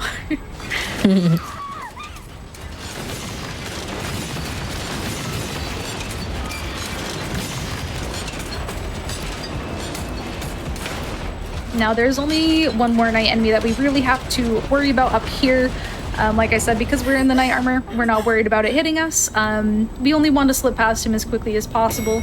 In a new game run, you typically lower the FPS here to try to get past this enemy, but we're not too worried about it. There we go, we just slip right by him there. All good. Yeah.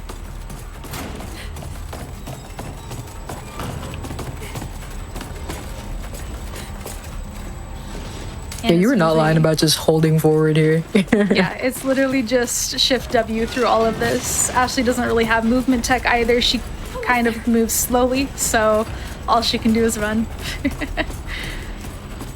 But here we've made it to the plaque that we can insert into the wall, and that will free up Leon. Unfortunately, Ashley gets kidnapped once again there, so Leon is on his way once again to go and find Ashley.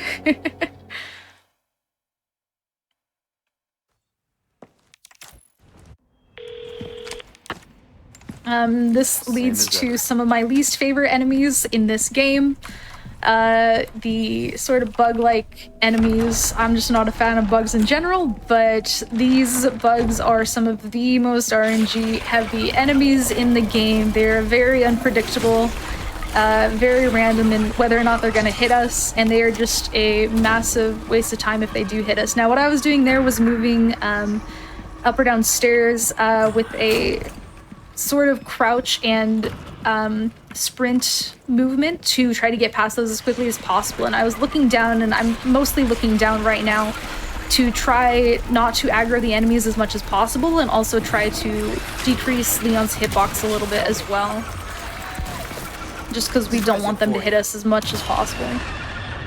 That flash is hopefully going to stun a majority of them that would be in our way. Oh, I hate everything about those. Oh my goodness. Yeah. These are easily my least favorite enemies and my least favorite part of the run right here. So.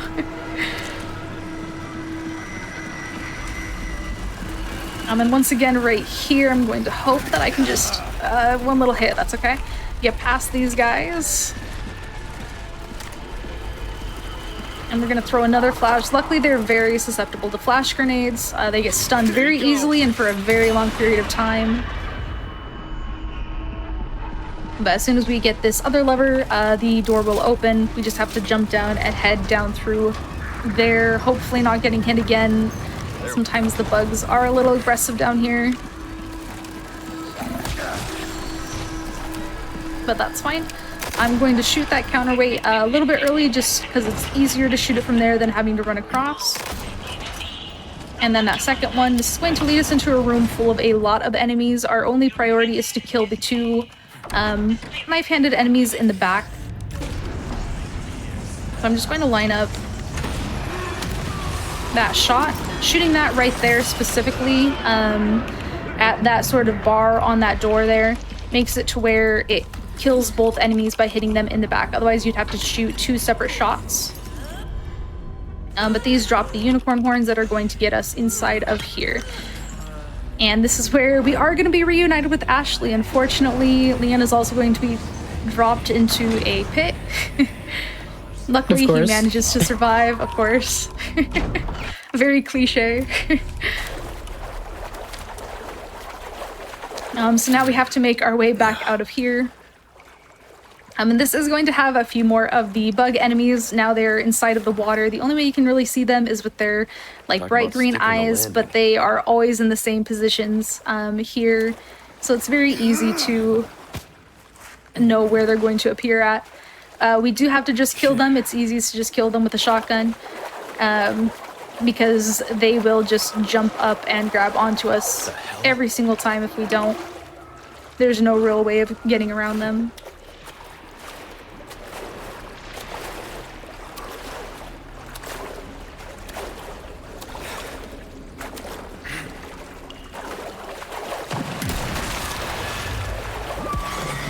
Yeah, I hate that. Unfortunately, kind of body block. Yeah.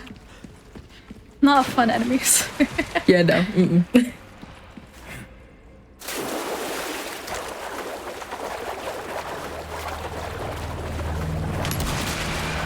But as soon as we get around these last few ones over here, if they would not body block us, we are going to run across a wall. Now, usually you kind of have to kick down the wall. It's just like a little bit broken, or you could throw a grenade. We're going to break it down early, of course, with our pocket launcher. And then head up here. And this is where Leon, we can't really skip what happens to him up here, but he's just starting to feel the effects of the virus, and he's just going to start coughing, kind of like Ashley did before. Oh, give me a break. And running through here, this is going to lead us to not the alien from Alien Isolation, though it does quite look like it. The Vertigo enemy. This enemy is usually very, very strong, and you can deal with it just by basically running away from it and not killing it, and freezing in place, or you can manage to kill it, though it does take quite a lot of damage to kill. These are the areas, the red poles on the sides that you see, where you would usually freeze it, but we're not going to bother freezing it or anything, though it doesn't die to just one rocket. You do have to be kind of precise in how you kill this specific enemy. And I say kind of precise because we are going to kill it with, instead of 1, 2 rockets, though the timing is very important on these rockets. But before we reach it, we're going to have a few QTEs. Oh my goodness. Oh, you're kidding me.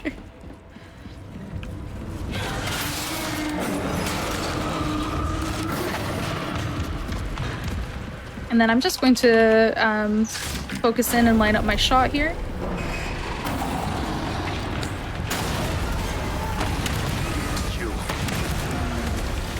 And I believe, yeah, that should be it. Finally, some peace So and the quiet. reason that it's really, really important that we kill that enemy right there at that specific time is because there's an elevator that we have raising up now. And if you don't kill that enemy inside of the room, it's going to take longer for the elevator to appear, basically. So by killing him inside of there, the elevator is going to appear before we can even reach it. Otherwise, we'd be waiting there for 5 to 10 seconds, I'd say, waiting for the elevator to appear. Huh. What an interesting optimization. Yeah. I love runs like that. It's like, how do you even figure that out? Right.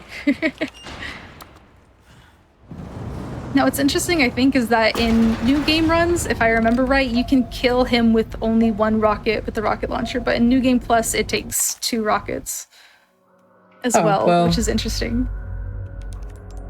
I also love when games are arbitrary like that. It's just like, oh, whatever, I guess. Right? Why help me though? And now we have reunited What's in it with for you? Luis. So this is where Luis is getting his good guy arc. He's just wanting to help Leon and Ashley after kind of all the bad things he's done. This area, usually you'd have to go through a tunnel on the side there and go and grab some TNT to break this down.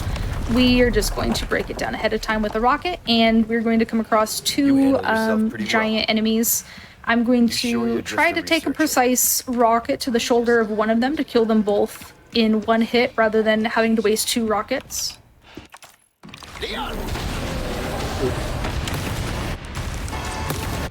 Still worked. Perfect. That was kind of and now we're baller, I can't lie. Pretty great. And now we're just waiting for Luis. I think we can get through here. If we don't manage to kill them both, then the other one will kind of spawn in a weird spot. It'll take some extra time, but honestly not too bad. And Luis can often, I've had runs break here with Luis, he likes to kind of stand and stare at the giants for some reason for very long periods of time. So we always hope that he just decides to run. I don't know why he stands and stares at giants sometimes, but... Underground. Well, I would do that too, actually. I would do that too. Very fair. Of course they did. And now here, some runners like to go over to the save file to save. This just gets like Luis down into this cart a little bit faster. It only saves like 1 to 2 seconds, so I usually tend to just skip it. Who are you calling Sancho? But this leads us to the minecarts, and here there's no real way to speed this up. It's basically just as fast as the minecart moves kind of thing. Our only goal really is to keep the minecart from taking damage. That's basically it. It's fine if it gets a little bit of damage, we just don't want it to break. And there will be 2 minecart sections here, and all we can do in this area is lean left, lean right, or shoot Luis's gun. And this is the only gun in actual normal gameplay that is infinite ammo. Though I do wish that we could have any other infinite ammo gun. This gun isn't exactly the easiest one to aim, but still not the worst.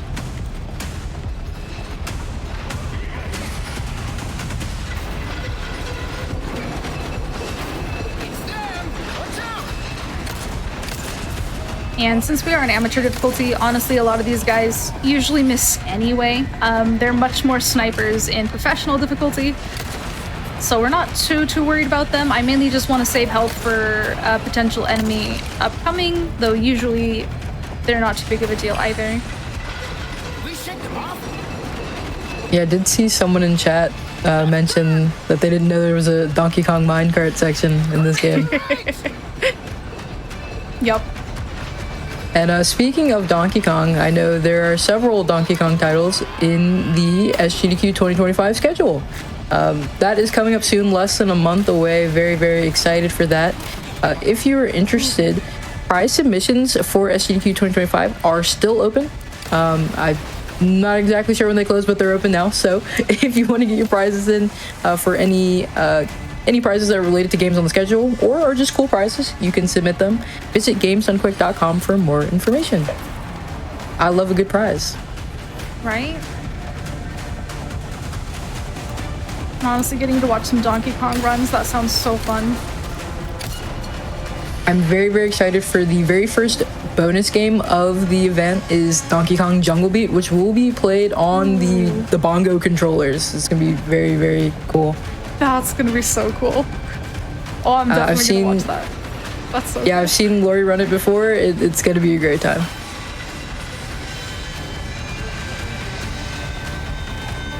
So right here we reach the end of the first minecart section. That one's the very, very chill section. Nothing too much to worry about in it. This is just where we want Louise to move through with us as quickly as possible. So I am going to use the rocket here to take out the enemies. They're all chilling inside of the building except for one guy who we're going to take out here. Basically, if we don't take these enemies out, Luis likes to stop and shoot at them, and he'll really take a lot of his time to do that. So we're just going to try to get him moving through all of this without stopping to shoot. Which he made it to the next cart. And this is the one where we are going to have a chainsaw enemy in one of the carts. And they're not really a problem as long as we get reasonable damage on them. We just don't want them managing to break our cart. I was gonna say, yeah, chainsaw sounds scary. Yeah. So here we're just gonna get as much damage in on him as we can.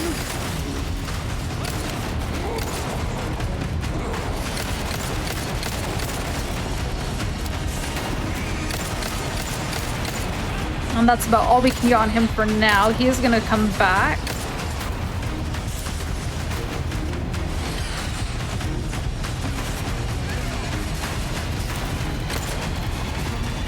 Now we can get quite a lot of damage on him in a part sort of upcoming with some barrels, but it's a pretty difficult shot to actually hit, but we're gonna try our best. But even if we do miss it, it's not the end of the world. It's still easy enough to deal with the chainsaw guy. It's just gonna take a few extra bullets instead. So here's the barrels we're gonna try to shoot.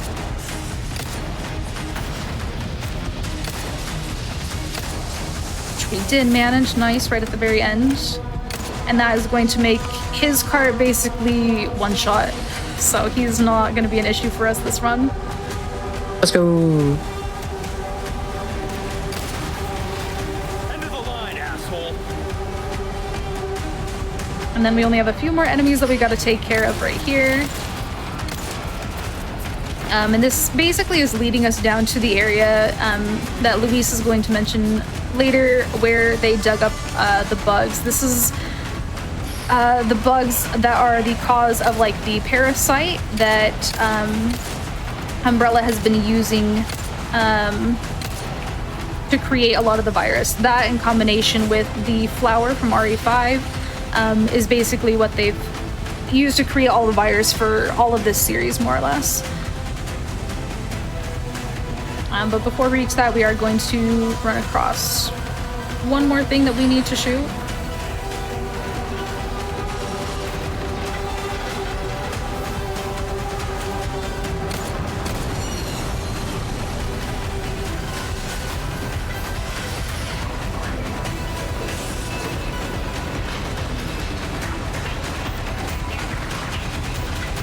There we go.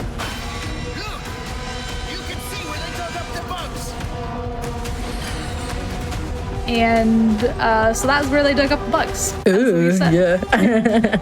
Now I am going to real quickly change my FPS down to 30. This is to do a pause buffering thing. This is just a small pause buffer here to try to skip the animation, which we didn't quite get to skip that time, but that's okay. We do that 3 times, I think, in total throughout the run to try to get some skips. We basically just want Leon to not be doing certain animations, but that one's one of the more minor ones that we aren't really too worried about. And this is going to lead to more bugs that Luis very much likes to stop and shoot So we're going to clear them out as best as we can, keep them out of his way and his line of sight so that he's not stopping for hopefully any reason.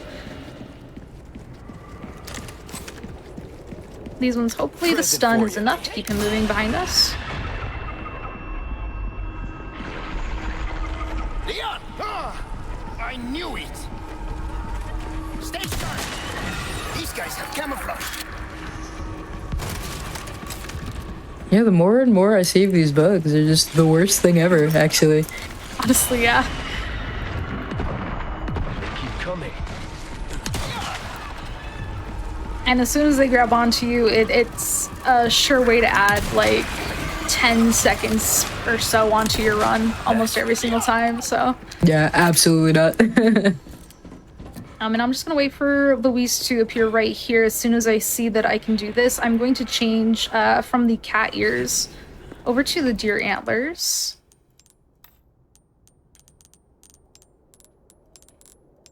And the deer antlers is basically going to give us extra damage with the knife because we're going to the Krauser fight.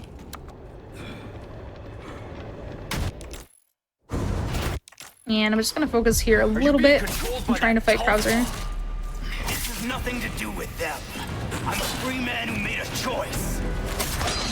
Okay, so 4 hits to kill Krauser there. Basically, what we wanted to do there is Krauser gets in a certain animation whenever you stab him in sort of like the hip, the knee area. And you just want to wait for him to get in and out of that animation to hit him. You could try to hit him in the face, but if he pulls his knife up kind of as he did, it makes it very, very difficult to hit him again. So I was just waiting for that animation to kind of circle back. But that's the only area that we need the deer antlers for, so we are back to the cat ears once again. Yay! Love the cat ears.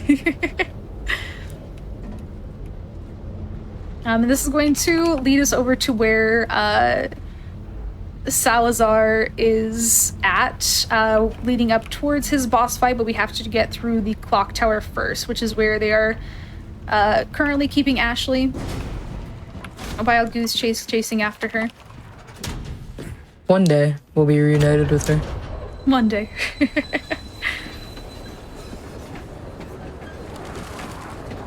There's the clock tower. Hang in there, Ashley.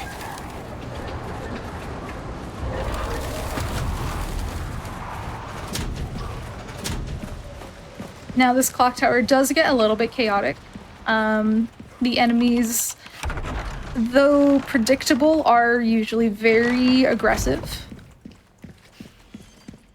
So I'm gonna do my best to just kind of maneuver around them. This first guy is pretty easy to get around, but the rest of them tend to be a little bit more aggressive.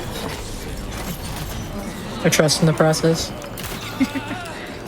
Managed to sneak by them. Now I'm gonna stop and shoot this head. If we don't stop and shoot that, the head basically spews fire out of it that we would have to stop and sort of dodge out of the way of, so we take it out so we don't have to worry about it. And I'm gonna shoot one flash grenade over there to hopefully stun a majority of these guys. Keep them from hitting us, though I think 2 of these guys here in the back did not get stunned. That's okay.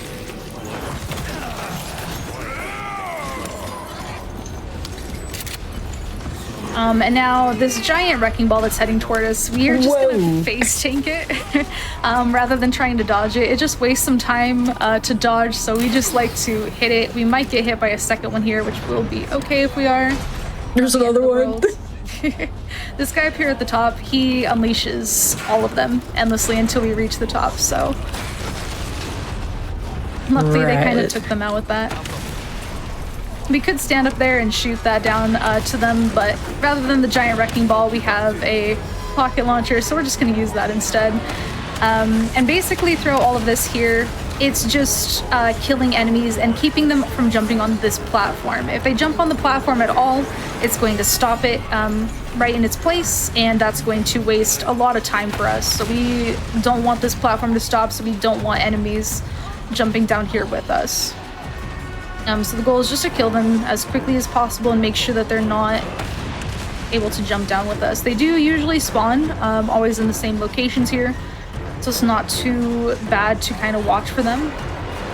just have to be mindful because the sooner we kill them, the harder it is to kind of keep track of where they're at and where they're spawning. If they get too high above us, it's kind of hard to see them to know if they're there or not. I think that's the summoner back there now.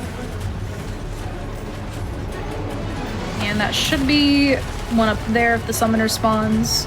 As we get up higher on the platform, you can see where he's at. He always appears over in that corner.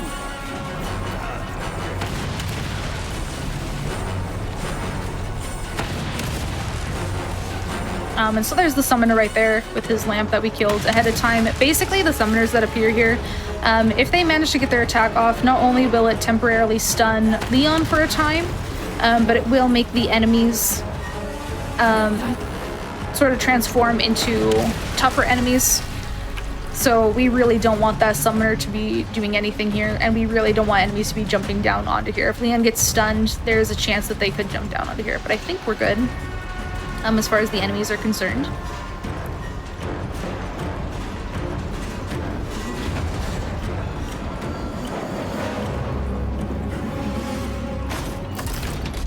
This is going to lead us to one of my favorite tricks of the run, one of the goofiest tricks of the run. Basically walking across these little bridges here. If you run across them too quickly, you will end up dying. So we are going to change the run type from toggle to holes. And the game doesn't consider this running, so we're going to do this goofy little run across these platforms. So that way we don't slip and fall. And then just toggle it back.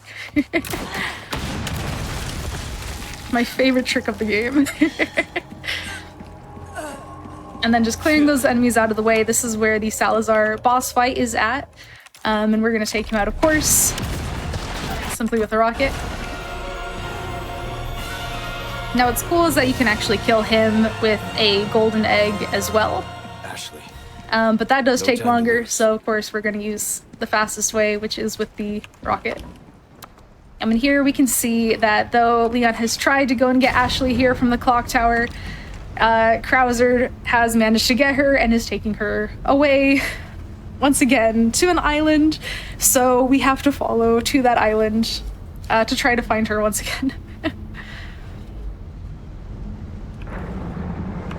This is where we will run into Ada as well. Ada's going to get us the boat so that way we can follow them. Where do you think you're taking her? Diva. Ada in all of this, she's just trying to get a sample to give to Wesker of the virus, of the parasite. However, because of Leon, she's a little bit distracted. Yeah, I would be too. Right? It's right here. Perfect. Here's our boat that we get to Won't share have with to swim Ada. after all. Over to the island, and now we are on the island here.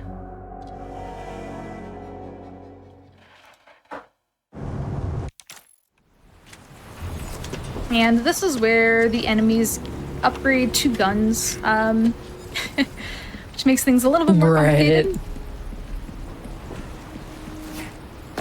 And this first area, this is what's called the grenade skip. Now, for this area, for the grenade skip, there's turrets.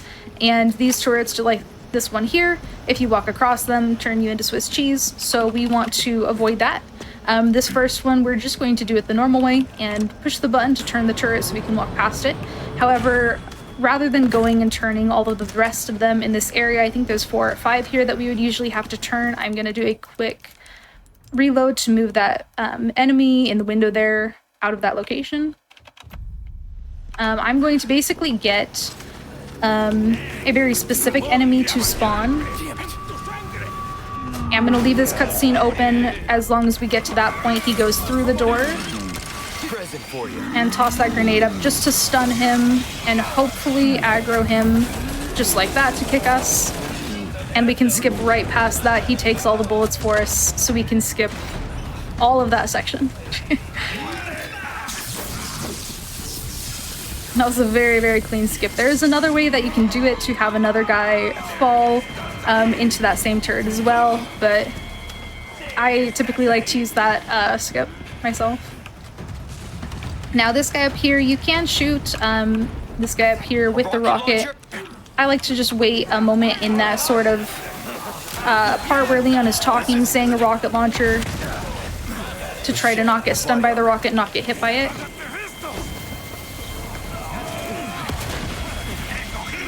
And luckily these guys are very passive right now, for the most part, I say as I get it. Yeah. But they are letting us run past where usually we'd get punched a lot, so I'm pleasantly surprised with how smooth this is going. Now our health is looking kind of low, but we do have those two first aid sprays sitting in our inventory. I always wait until we get into the red because there's almost always a chance, unless it's like dynamite or something, for us to be able to heal. And these guys up here, so there's 3 enemies inside of this room. I'm just going to slip past this guy at first here, but I am going to take out that guy. They do like to kind of get in our way and body block us. And same with this guy as well. He just kind of tends to body block us, but the third guy we can just leave. He usually just kind of stands behind. And all of these enemies in here, they're on sort of a like timed location, so this guy's going to run over across from us and they're just going to get out of our way because we're running a little bit ahead of what they're scripted to be at. And through here, same thing, we're able to just kind of slip past all of these guys. They're not really ready for us to be in this area.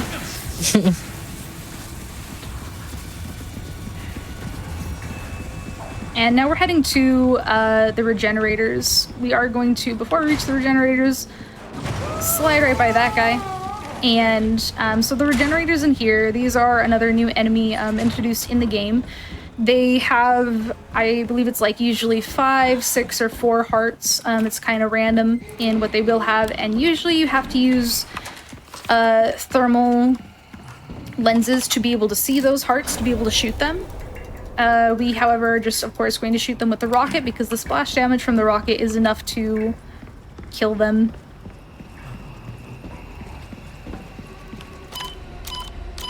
And now, for all of this part, we just need to go and upgrade the keycard that we got. So we're going to get a keycard from this room first. And this is where the first regenerator is going to spawn. They're not really the nicest looking enemies, but they do die very easily. Yeah. Die very easily to the rockets. Now we're just going to change the power back so we can go and upgrade this keycard.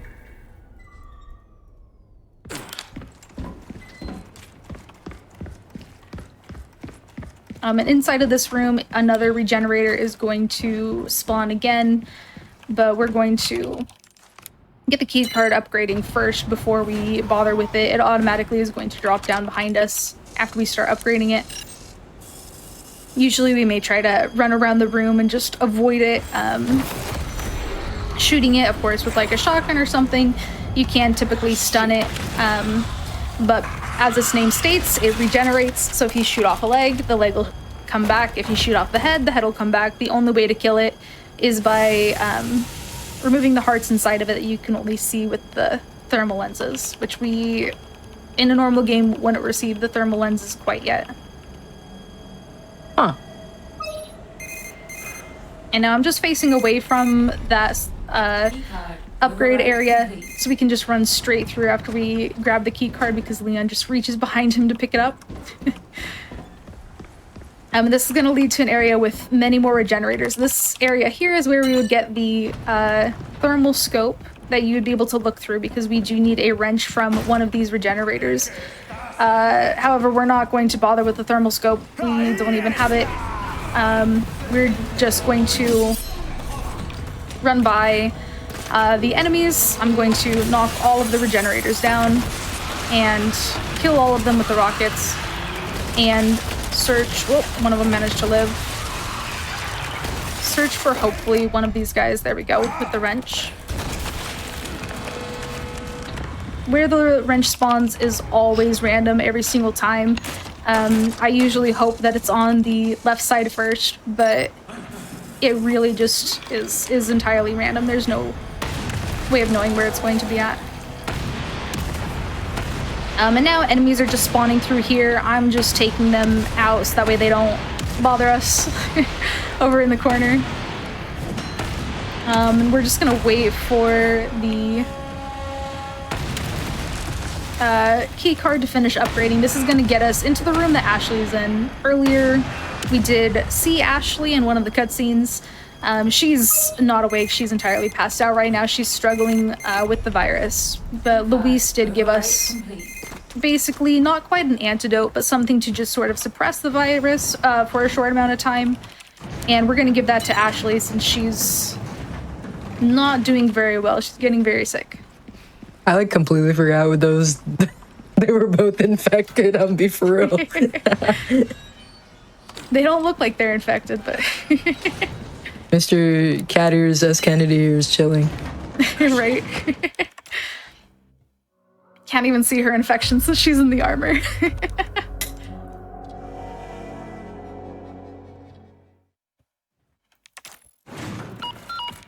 In that cutscene, Leon basically just waited for Ashley to wake up, but she's doing much better now. With the parasite getting suppressed for a little bit. Basically, the virus is a literal parasite organism inside of them, and as it grows, it sort of takes more control over their actions in their body, making them mindless like people to Sadler, who is the main final boss of this game, Sadler. Now here we are regrouped with Ashley, and we want Ashley moving very, very quickly through all of this. So we are going to take out some enemies up ahead who would usually get in Ashley's way.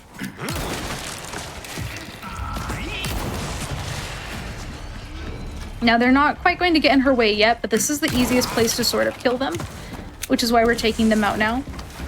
And then I'm going to have Ashley hold onto this lever up here. This is where she's going to be attacked in a moment. She's quite far. I'm going to wait for her. There we go. Take those enemies out. I just need that door held open, so now she will probably get grabbed, yeah, and start getting attacked.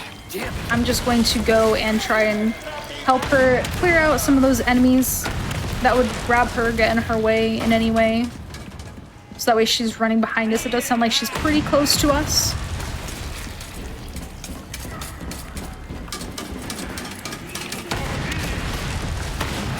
Yeah, she's right behind us. Perfect. But basically, you'd hear those footsteps anywhere. Right. Makes it very easy to know where she's at behind us. Okay. So we had a very quick Ashley here, which is perfect. None of the enemies got in her way. Okay. And in here, there is going to be another regenerator. This regenerator is different, though. Unlike the other ones, this one is called an Iron Maiden. Basically turns into a giant porcupine-looking thing. It has 2 cycles that it kind of has to go through. And the second cycle of it really is more of a problem to deal with than you would want. So we're just going to ignore it entirely. So we don't have to bother hitting it twice. And then I'm going to have Ashley raise this up for us. We're just going to be running all the way around to go and turn on or turn that lever right there. Ashley is going to stay here. Now we don't have to worry about the enemies that are going to be spawning to attack Ashley here, luckily, because of our slight boost from the striker charm that we have equipped. We can run fast enough that the enemies won't reach Ashley before we get back to her, luckily. Usually you'd have to stop and shoot the enemies, otherwise Ashley will drop the bridge that we would have to cross, but we can make it across.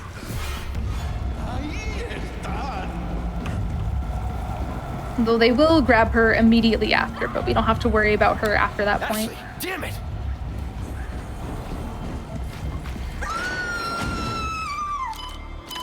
Do not touch me! Jerk! And then we're just gonna kind of leave Ashley behind here. She's fine back there. She sounds like she's having a bad time, but she'll catch up with us. Yeah, I was gonna say, is she good? Like, I know she's good, but like, are you sure? Yeah, she'll be fine. She's gonna have a great time because she's going to enter inside of the wrecking ball now. Okay, right. And as she enters the wrecking ball, we're going to get out our rocket launcher. I'm going to take out these enemies first, just that way they're not in our way, and then I'm going to shoot the wall. Usually you'd have to wait for Ashley to hit this wall a few times, but we're just speeding up the damage process with our rocket launcher, and then I'm just going to kind of try to take out any enemies that are left. But we should get hit with the wrecking ball now. And then we can go straight through to call down this elevator. I think one more guy is going to show up over here, but we're just waiting for Ashley to climb down out of the wrecking ball and waiting for this elevator to head down to us.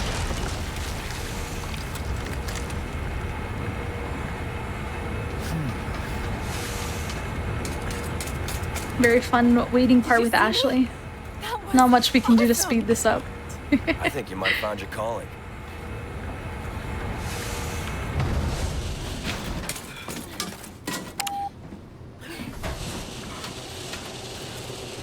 Now Ashley gets to fangirl over Leon. We work well together, don't we? I guess so. Right? Maybe someday I'll become an agent like you. What do you think? We could protect the U.S. from any and all threats. Is that right? Well, either way. First, we have to make it out of here. And another little cool fact with this one, because I am running no major glitches, we don't break through any doors. That entire section in any percent run could be entirely skipped just by doing a small glitch that gets you through that gate so you can skip literally everything that we just did. Right, that would be cool. But this is going to lead us to Krauser's area. This area is going to be a little bit more focus heavy. It's one of the more technical areas in the run. It's just a lot more precise movement and precise shooting in this part. And because my body armor is low, I'm actually going to stop at the merchant now just to repair my body armor real quick. Usually it just depends on how much damage we end up taking. This time we ended up just taking enough that it did manage to break our body armor. I'd say if it's about halfway, it's usually okay. I'm gonna shoot this one rocket right here real quick. There we go. And then we're gonna jump down here and let this cutscene play out. So I'm letting this cutscene play out because it's going to make a certain, I guess, trick possible, you could say, where instead of Leon getting stunned by bullets that are going to happen after a certain point, he's just going to sort of run through them. And because he doesn't get stunned by these bullets, Krauser is going to get stuck in place and he's not going to attack Leon. But we have to wait for a very specific voice line from Leon before we get to that point. And what the hell for?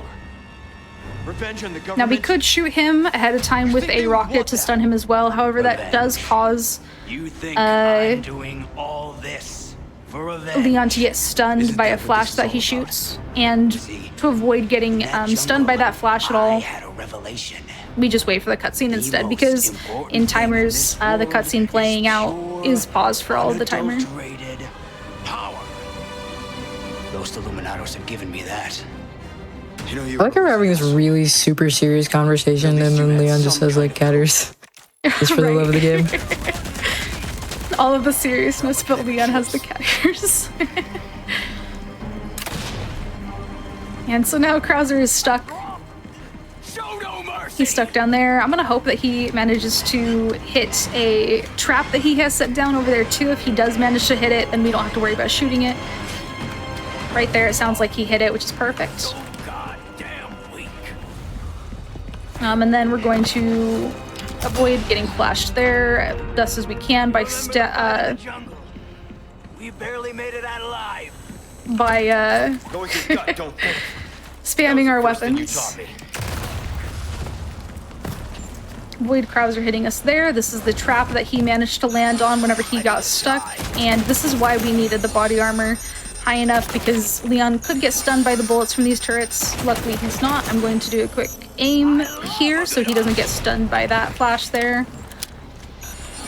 And then switch back to my rocket launcher so we can hit Krauser once again. We're basically going to cause enough damage to get Krauser to where he's not going to be hitting us with that flash over and over here. Usually he'd hit us and we'd have to sort of avoid his attacks behind all of these different blockades. Luckily we don't have to do that. He is going to, however, throw some grenades down here. I'm going to run forward and hope that we can just stumble past it. Perfect.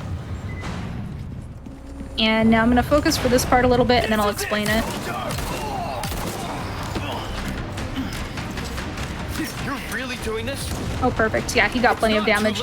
So basically there, you just want to shoot Krauser a few times in either in the stomach twice and then in the face once. We did manage to get enough damage just with the 2 stomach shots. We didn't have to worry about it. Past that, I was running looking at the wall for that first attack. I'm also going to shoot a rocket here to skip a QTE. And then up here is where the final boss fight with Krauser is going to be at. But with every boss for New Game Plus Pocket Launcher, we're just going to shoot him with the rocket.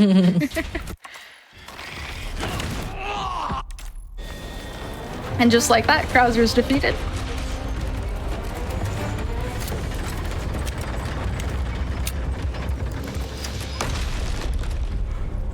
And that brings us to the end of this chapter.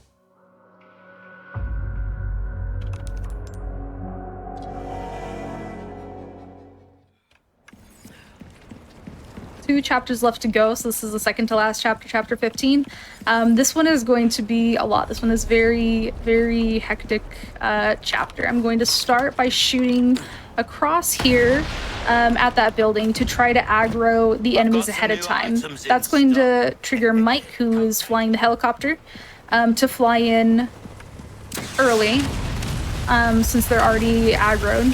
And I'm just going to help Mike out by hopefully clearing out any enemies that he missed here, so that way he talks to us just a little bit sooner.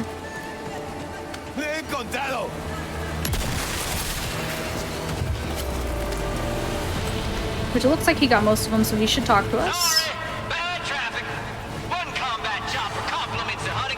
And now we're just going to clear out the enemies as quickly as possible so that Mike moves around to open up the pathway for us here.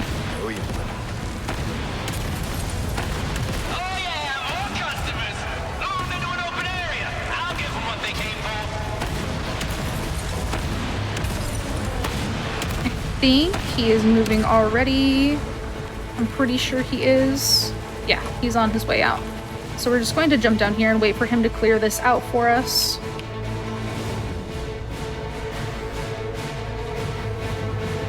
What a lovely pile of junk. Right? No, my pile of junk.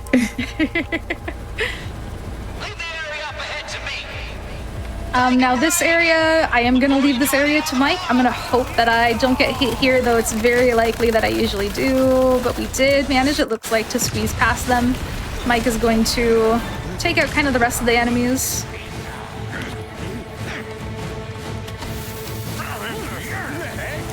And now this part here, they're going to raise that up to try to stop Mike from being able to help us. That would take out the helicopter. We're just going to help him out, by removing that very quickly.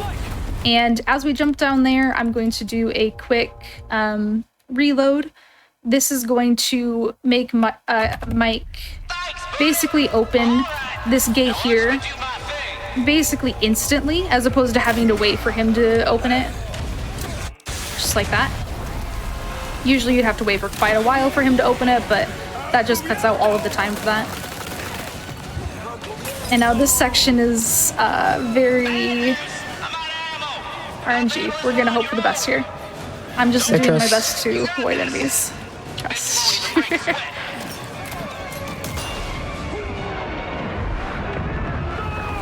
This is basically entirely random. Random enemies, random bullets, random rockets, random grenades. But that's fine. We just do a quick heal.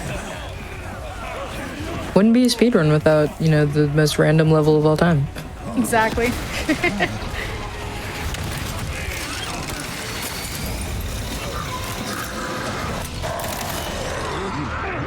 A little unfortunate with the fire, but we managed to stun those guys out of our way. Not too bad, all things considered. That was a pretty clean area right there. Only got grabbed once, so. And this is where we are going to meet with Mike again. However, Sadler is not going to be happy that we have a helicopter ride. And just like all RA pilots, he has a very short, unfortunately, lifespan.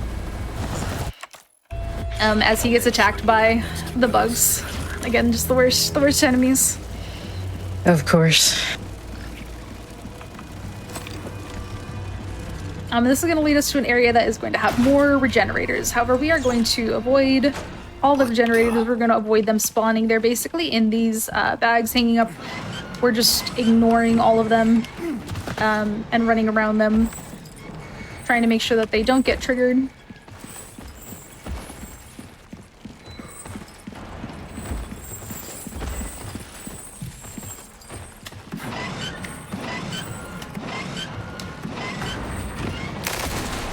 And now, usually shooting those boxes, they can sometimes trigger the enemies, but it does make it a little bit faster if we shoot the boxes and get through them. This is going to lead to probably the hardest skip, I would say, in the game. Almost there. This is a basically shotgun skip, which I will do my best to explain. I'm just going to crouch down past that enemy so he doesn't hit us and take out a flash grenade to stun these enemies behind us. One enemy is going to drop down here in front of us, and I'm going to try to shoot him very specifically in the feet up to the turret, just like that, without killing him, so that way he can trigger the turret so that we can just run right by it. That is so cool. Yeah, that one's a very difficult one, especially with the fully upgraded riot gun. It does a lot of damage to him. So you have to be very, very careful. Some runners prefer to carry a second shotgun for that, an unupgraded. The first shotgun, it's a little easier with that gun. But with my inventory, I carried a few too many flash grenades, so just doing my best with the riot gun. Damn it. Here I'm going to switch back to 30 FPS. This is where we're going to try to get some pause buffers.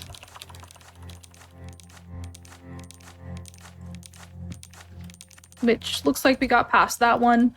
Right there, Leon will basically be leaning up against the wall. The camera angle might look kind of funny, but it automatically moves that camera angle for a moment. And he'll just stay leaning up against the wall and struggling with holding on to Ashley for a very long time. This can basically add, like, I think that one adds 15 seconds onto the run, and the next one could add another 15 seconds. So if you don't get the pause buffers, it adds a lot of time.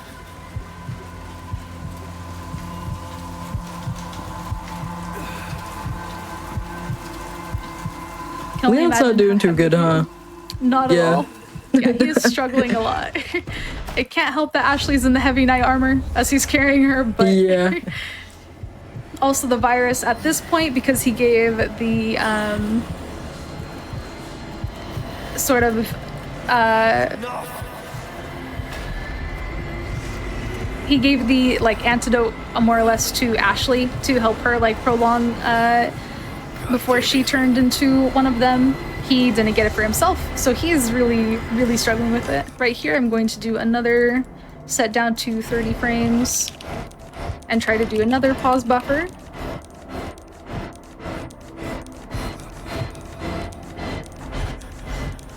And right there, if you saw it, Leon kind of just did a little like stumble forward. Usually that's him falling down onto his knees. All of this coughing, that's all him down on his knees still. As we're reaching the door right now, he'd still be stuck down on his knees and just standing up. So you can see, like, or you can hear, I guess, the amount of time that it would add onto the run. But this is where they are able to remove the virus. So he's going to set this up for Ashley, and he's going to have it removed for her. He's going to pass out, but Ashley, after she is cured, is going to help out Leon so that they are both cured of the virus entirely. Yay! And now that they're both cured, they are able to leave the island. They just have to find their way off of it. There is one more boss fight. We're alive. Thanks to him. But as with all of the boss fights, this one will be pretty, pretty easily dealt with. You're getting good at that. Right? You sure you're okay? Now, here with this, this is where they do kind of meet up with Ada again in a moment. Ada did help Leon get Ashley over to the lab to get them cured. And she stayed behind, but then Ada was captured. And so since Ada was captured, Leon's going to end up saving her up here whenever we get up to the final boss. There's a few more bug enemies, so I'm kind of just running past them, ignoring them. I'm going to clear out these ones here.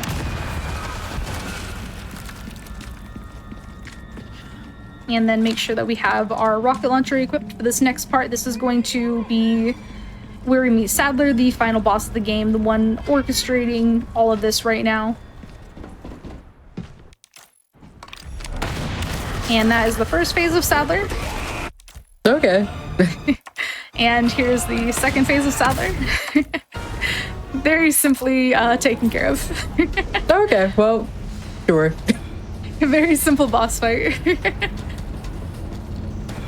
This leads us to the last part of the game, which is the typical Resident Evil countdown timer for everything to explode. So we have 2.5 minutes to get there. We're gonna make it there hopefully a lot faster than 2.5 minutes. We're not out of here yet. But basically now we just have to run down to our jet ski for the final dramatic escape off of the island. Ada did leave on her own on a helicopter, so she did manage to escape just fine. And she did throw Leon the keys to be able to escape on the jet ski with Ashley. They're nothing now the master's gone. But none of these enemies are going to attack us. We just run right over them.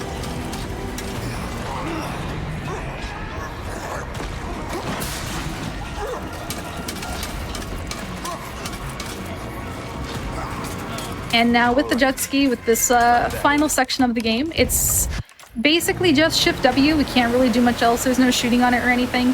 We can only move side to side, but of course we don't want to let go of Shift at any time. We want to be moving as quickly as possible through all of it. We're just going to try to maneuver around all of this as best as we can without hitting the sides or hitting any debris or anything. And now through all of this with these jumps, you can actually do trick shots with these jumps, and most of the time they're just for fun. They can get you gold if you're going into new other games, but we're actually going to use one of these trick shots specifically for a part at the end here. It basically keeps the jet ski moving in a straight line where otherwise it would get kind of stuck on the waves and it would run you into a wall. So we use only one of these tricks specifically for the speed run.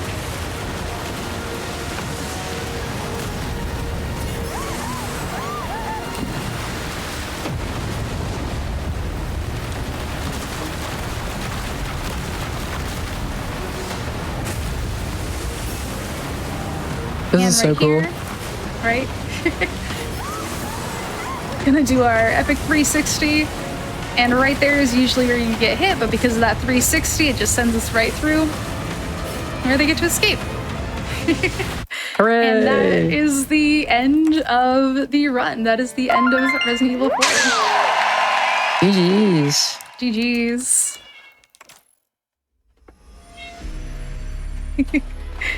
Just impeccable.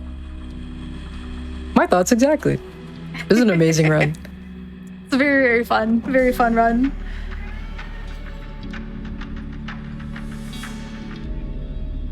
While we're wrapping up here, do you have any shout outs? Anything you want to say before we get on out of here? I mean, I do want to say just a huge shout out to honestly, everybody in the community, everybody for showing up and watching. I hope you guys all enjoyed the run as much as I enjoyed getting to showcase it. And thank you so much as well for hosting for me for the run. Of course. Where can the people find you if they want to see more of you after this run? Yeah, you guys can find me over on Twitch at Audio Ignis. I stream a lot. I play a lot of games. So if you guys want to find me just on Audio Ignis. I do indeed love video games, so there you go. You heard it there. But with that, team, I think it is time to wrap it up for the night. What a great episode of Hidden Heroes we had. Let's see, before we go, if you missed any of this episode, or you've missed any hotfix, anything on hotfix or on the channel, past hotfix shows, special events, GDQ marathons, you can catch all of that over on youtube.com/gamesdonequick. If you're watching this on YouTube, don't forget to like the video, subscribe, and turn on that bell icon to stay up to date with GDQ. But without further ado, this is not the end of hotfix for the night. We do have Express Lane that's going to be coming on right after this. But with that, make sure I can get my words together. With that, that's going to be all from me, Anarchy. So make sure you stay tuned for Express Lane after the break. But that's going to be good night for me. Remember, my friends, you are all great and you're all heroes. And good night, and make sure you stay tuned.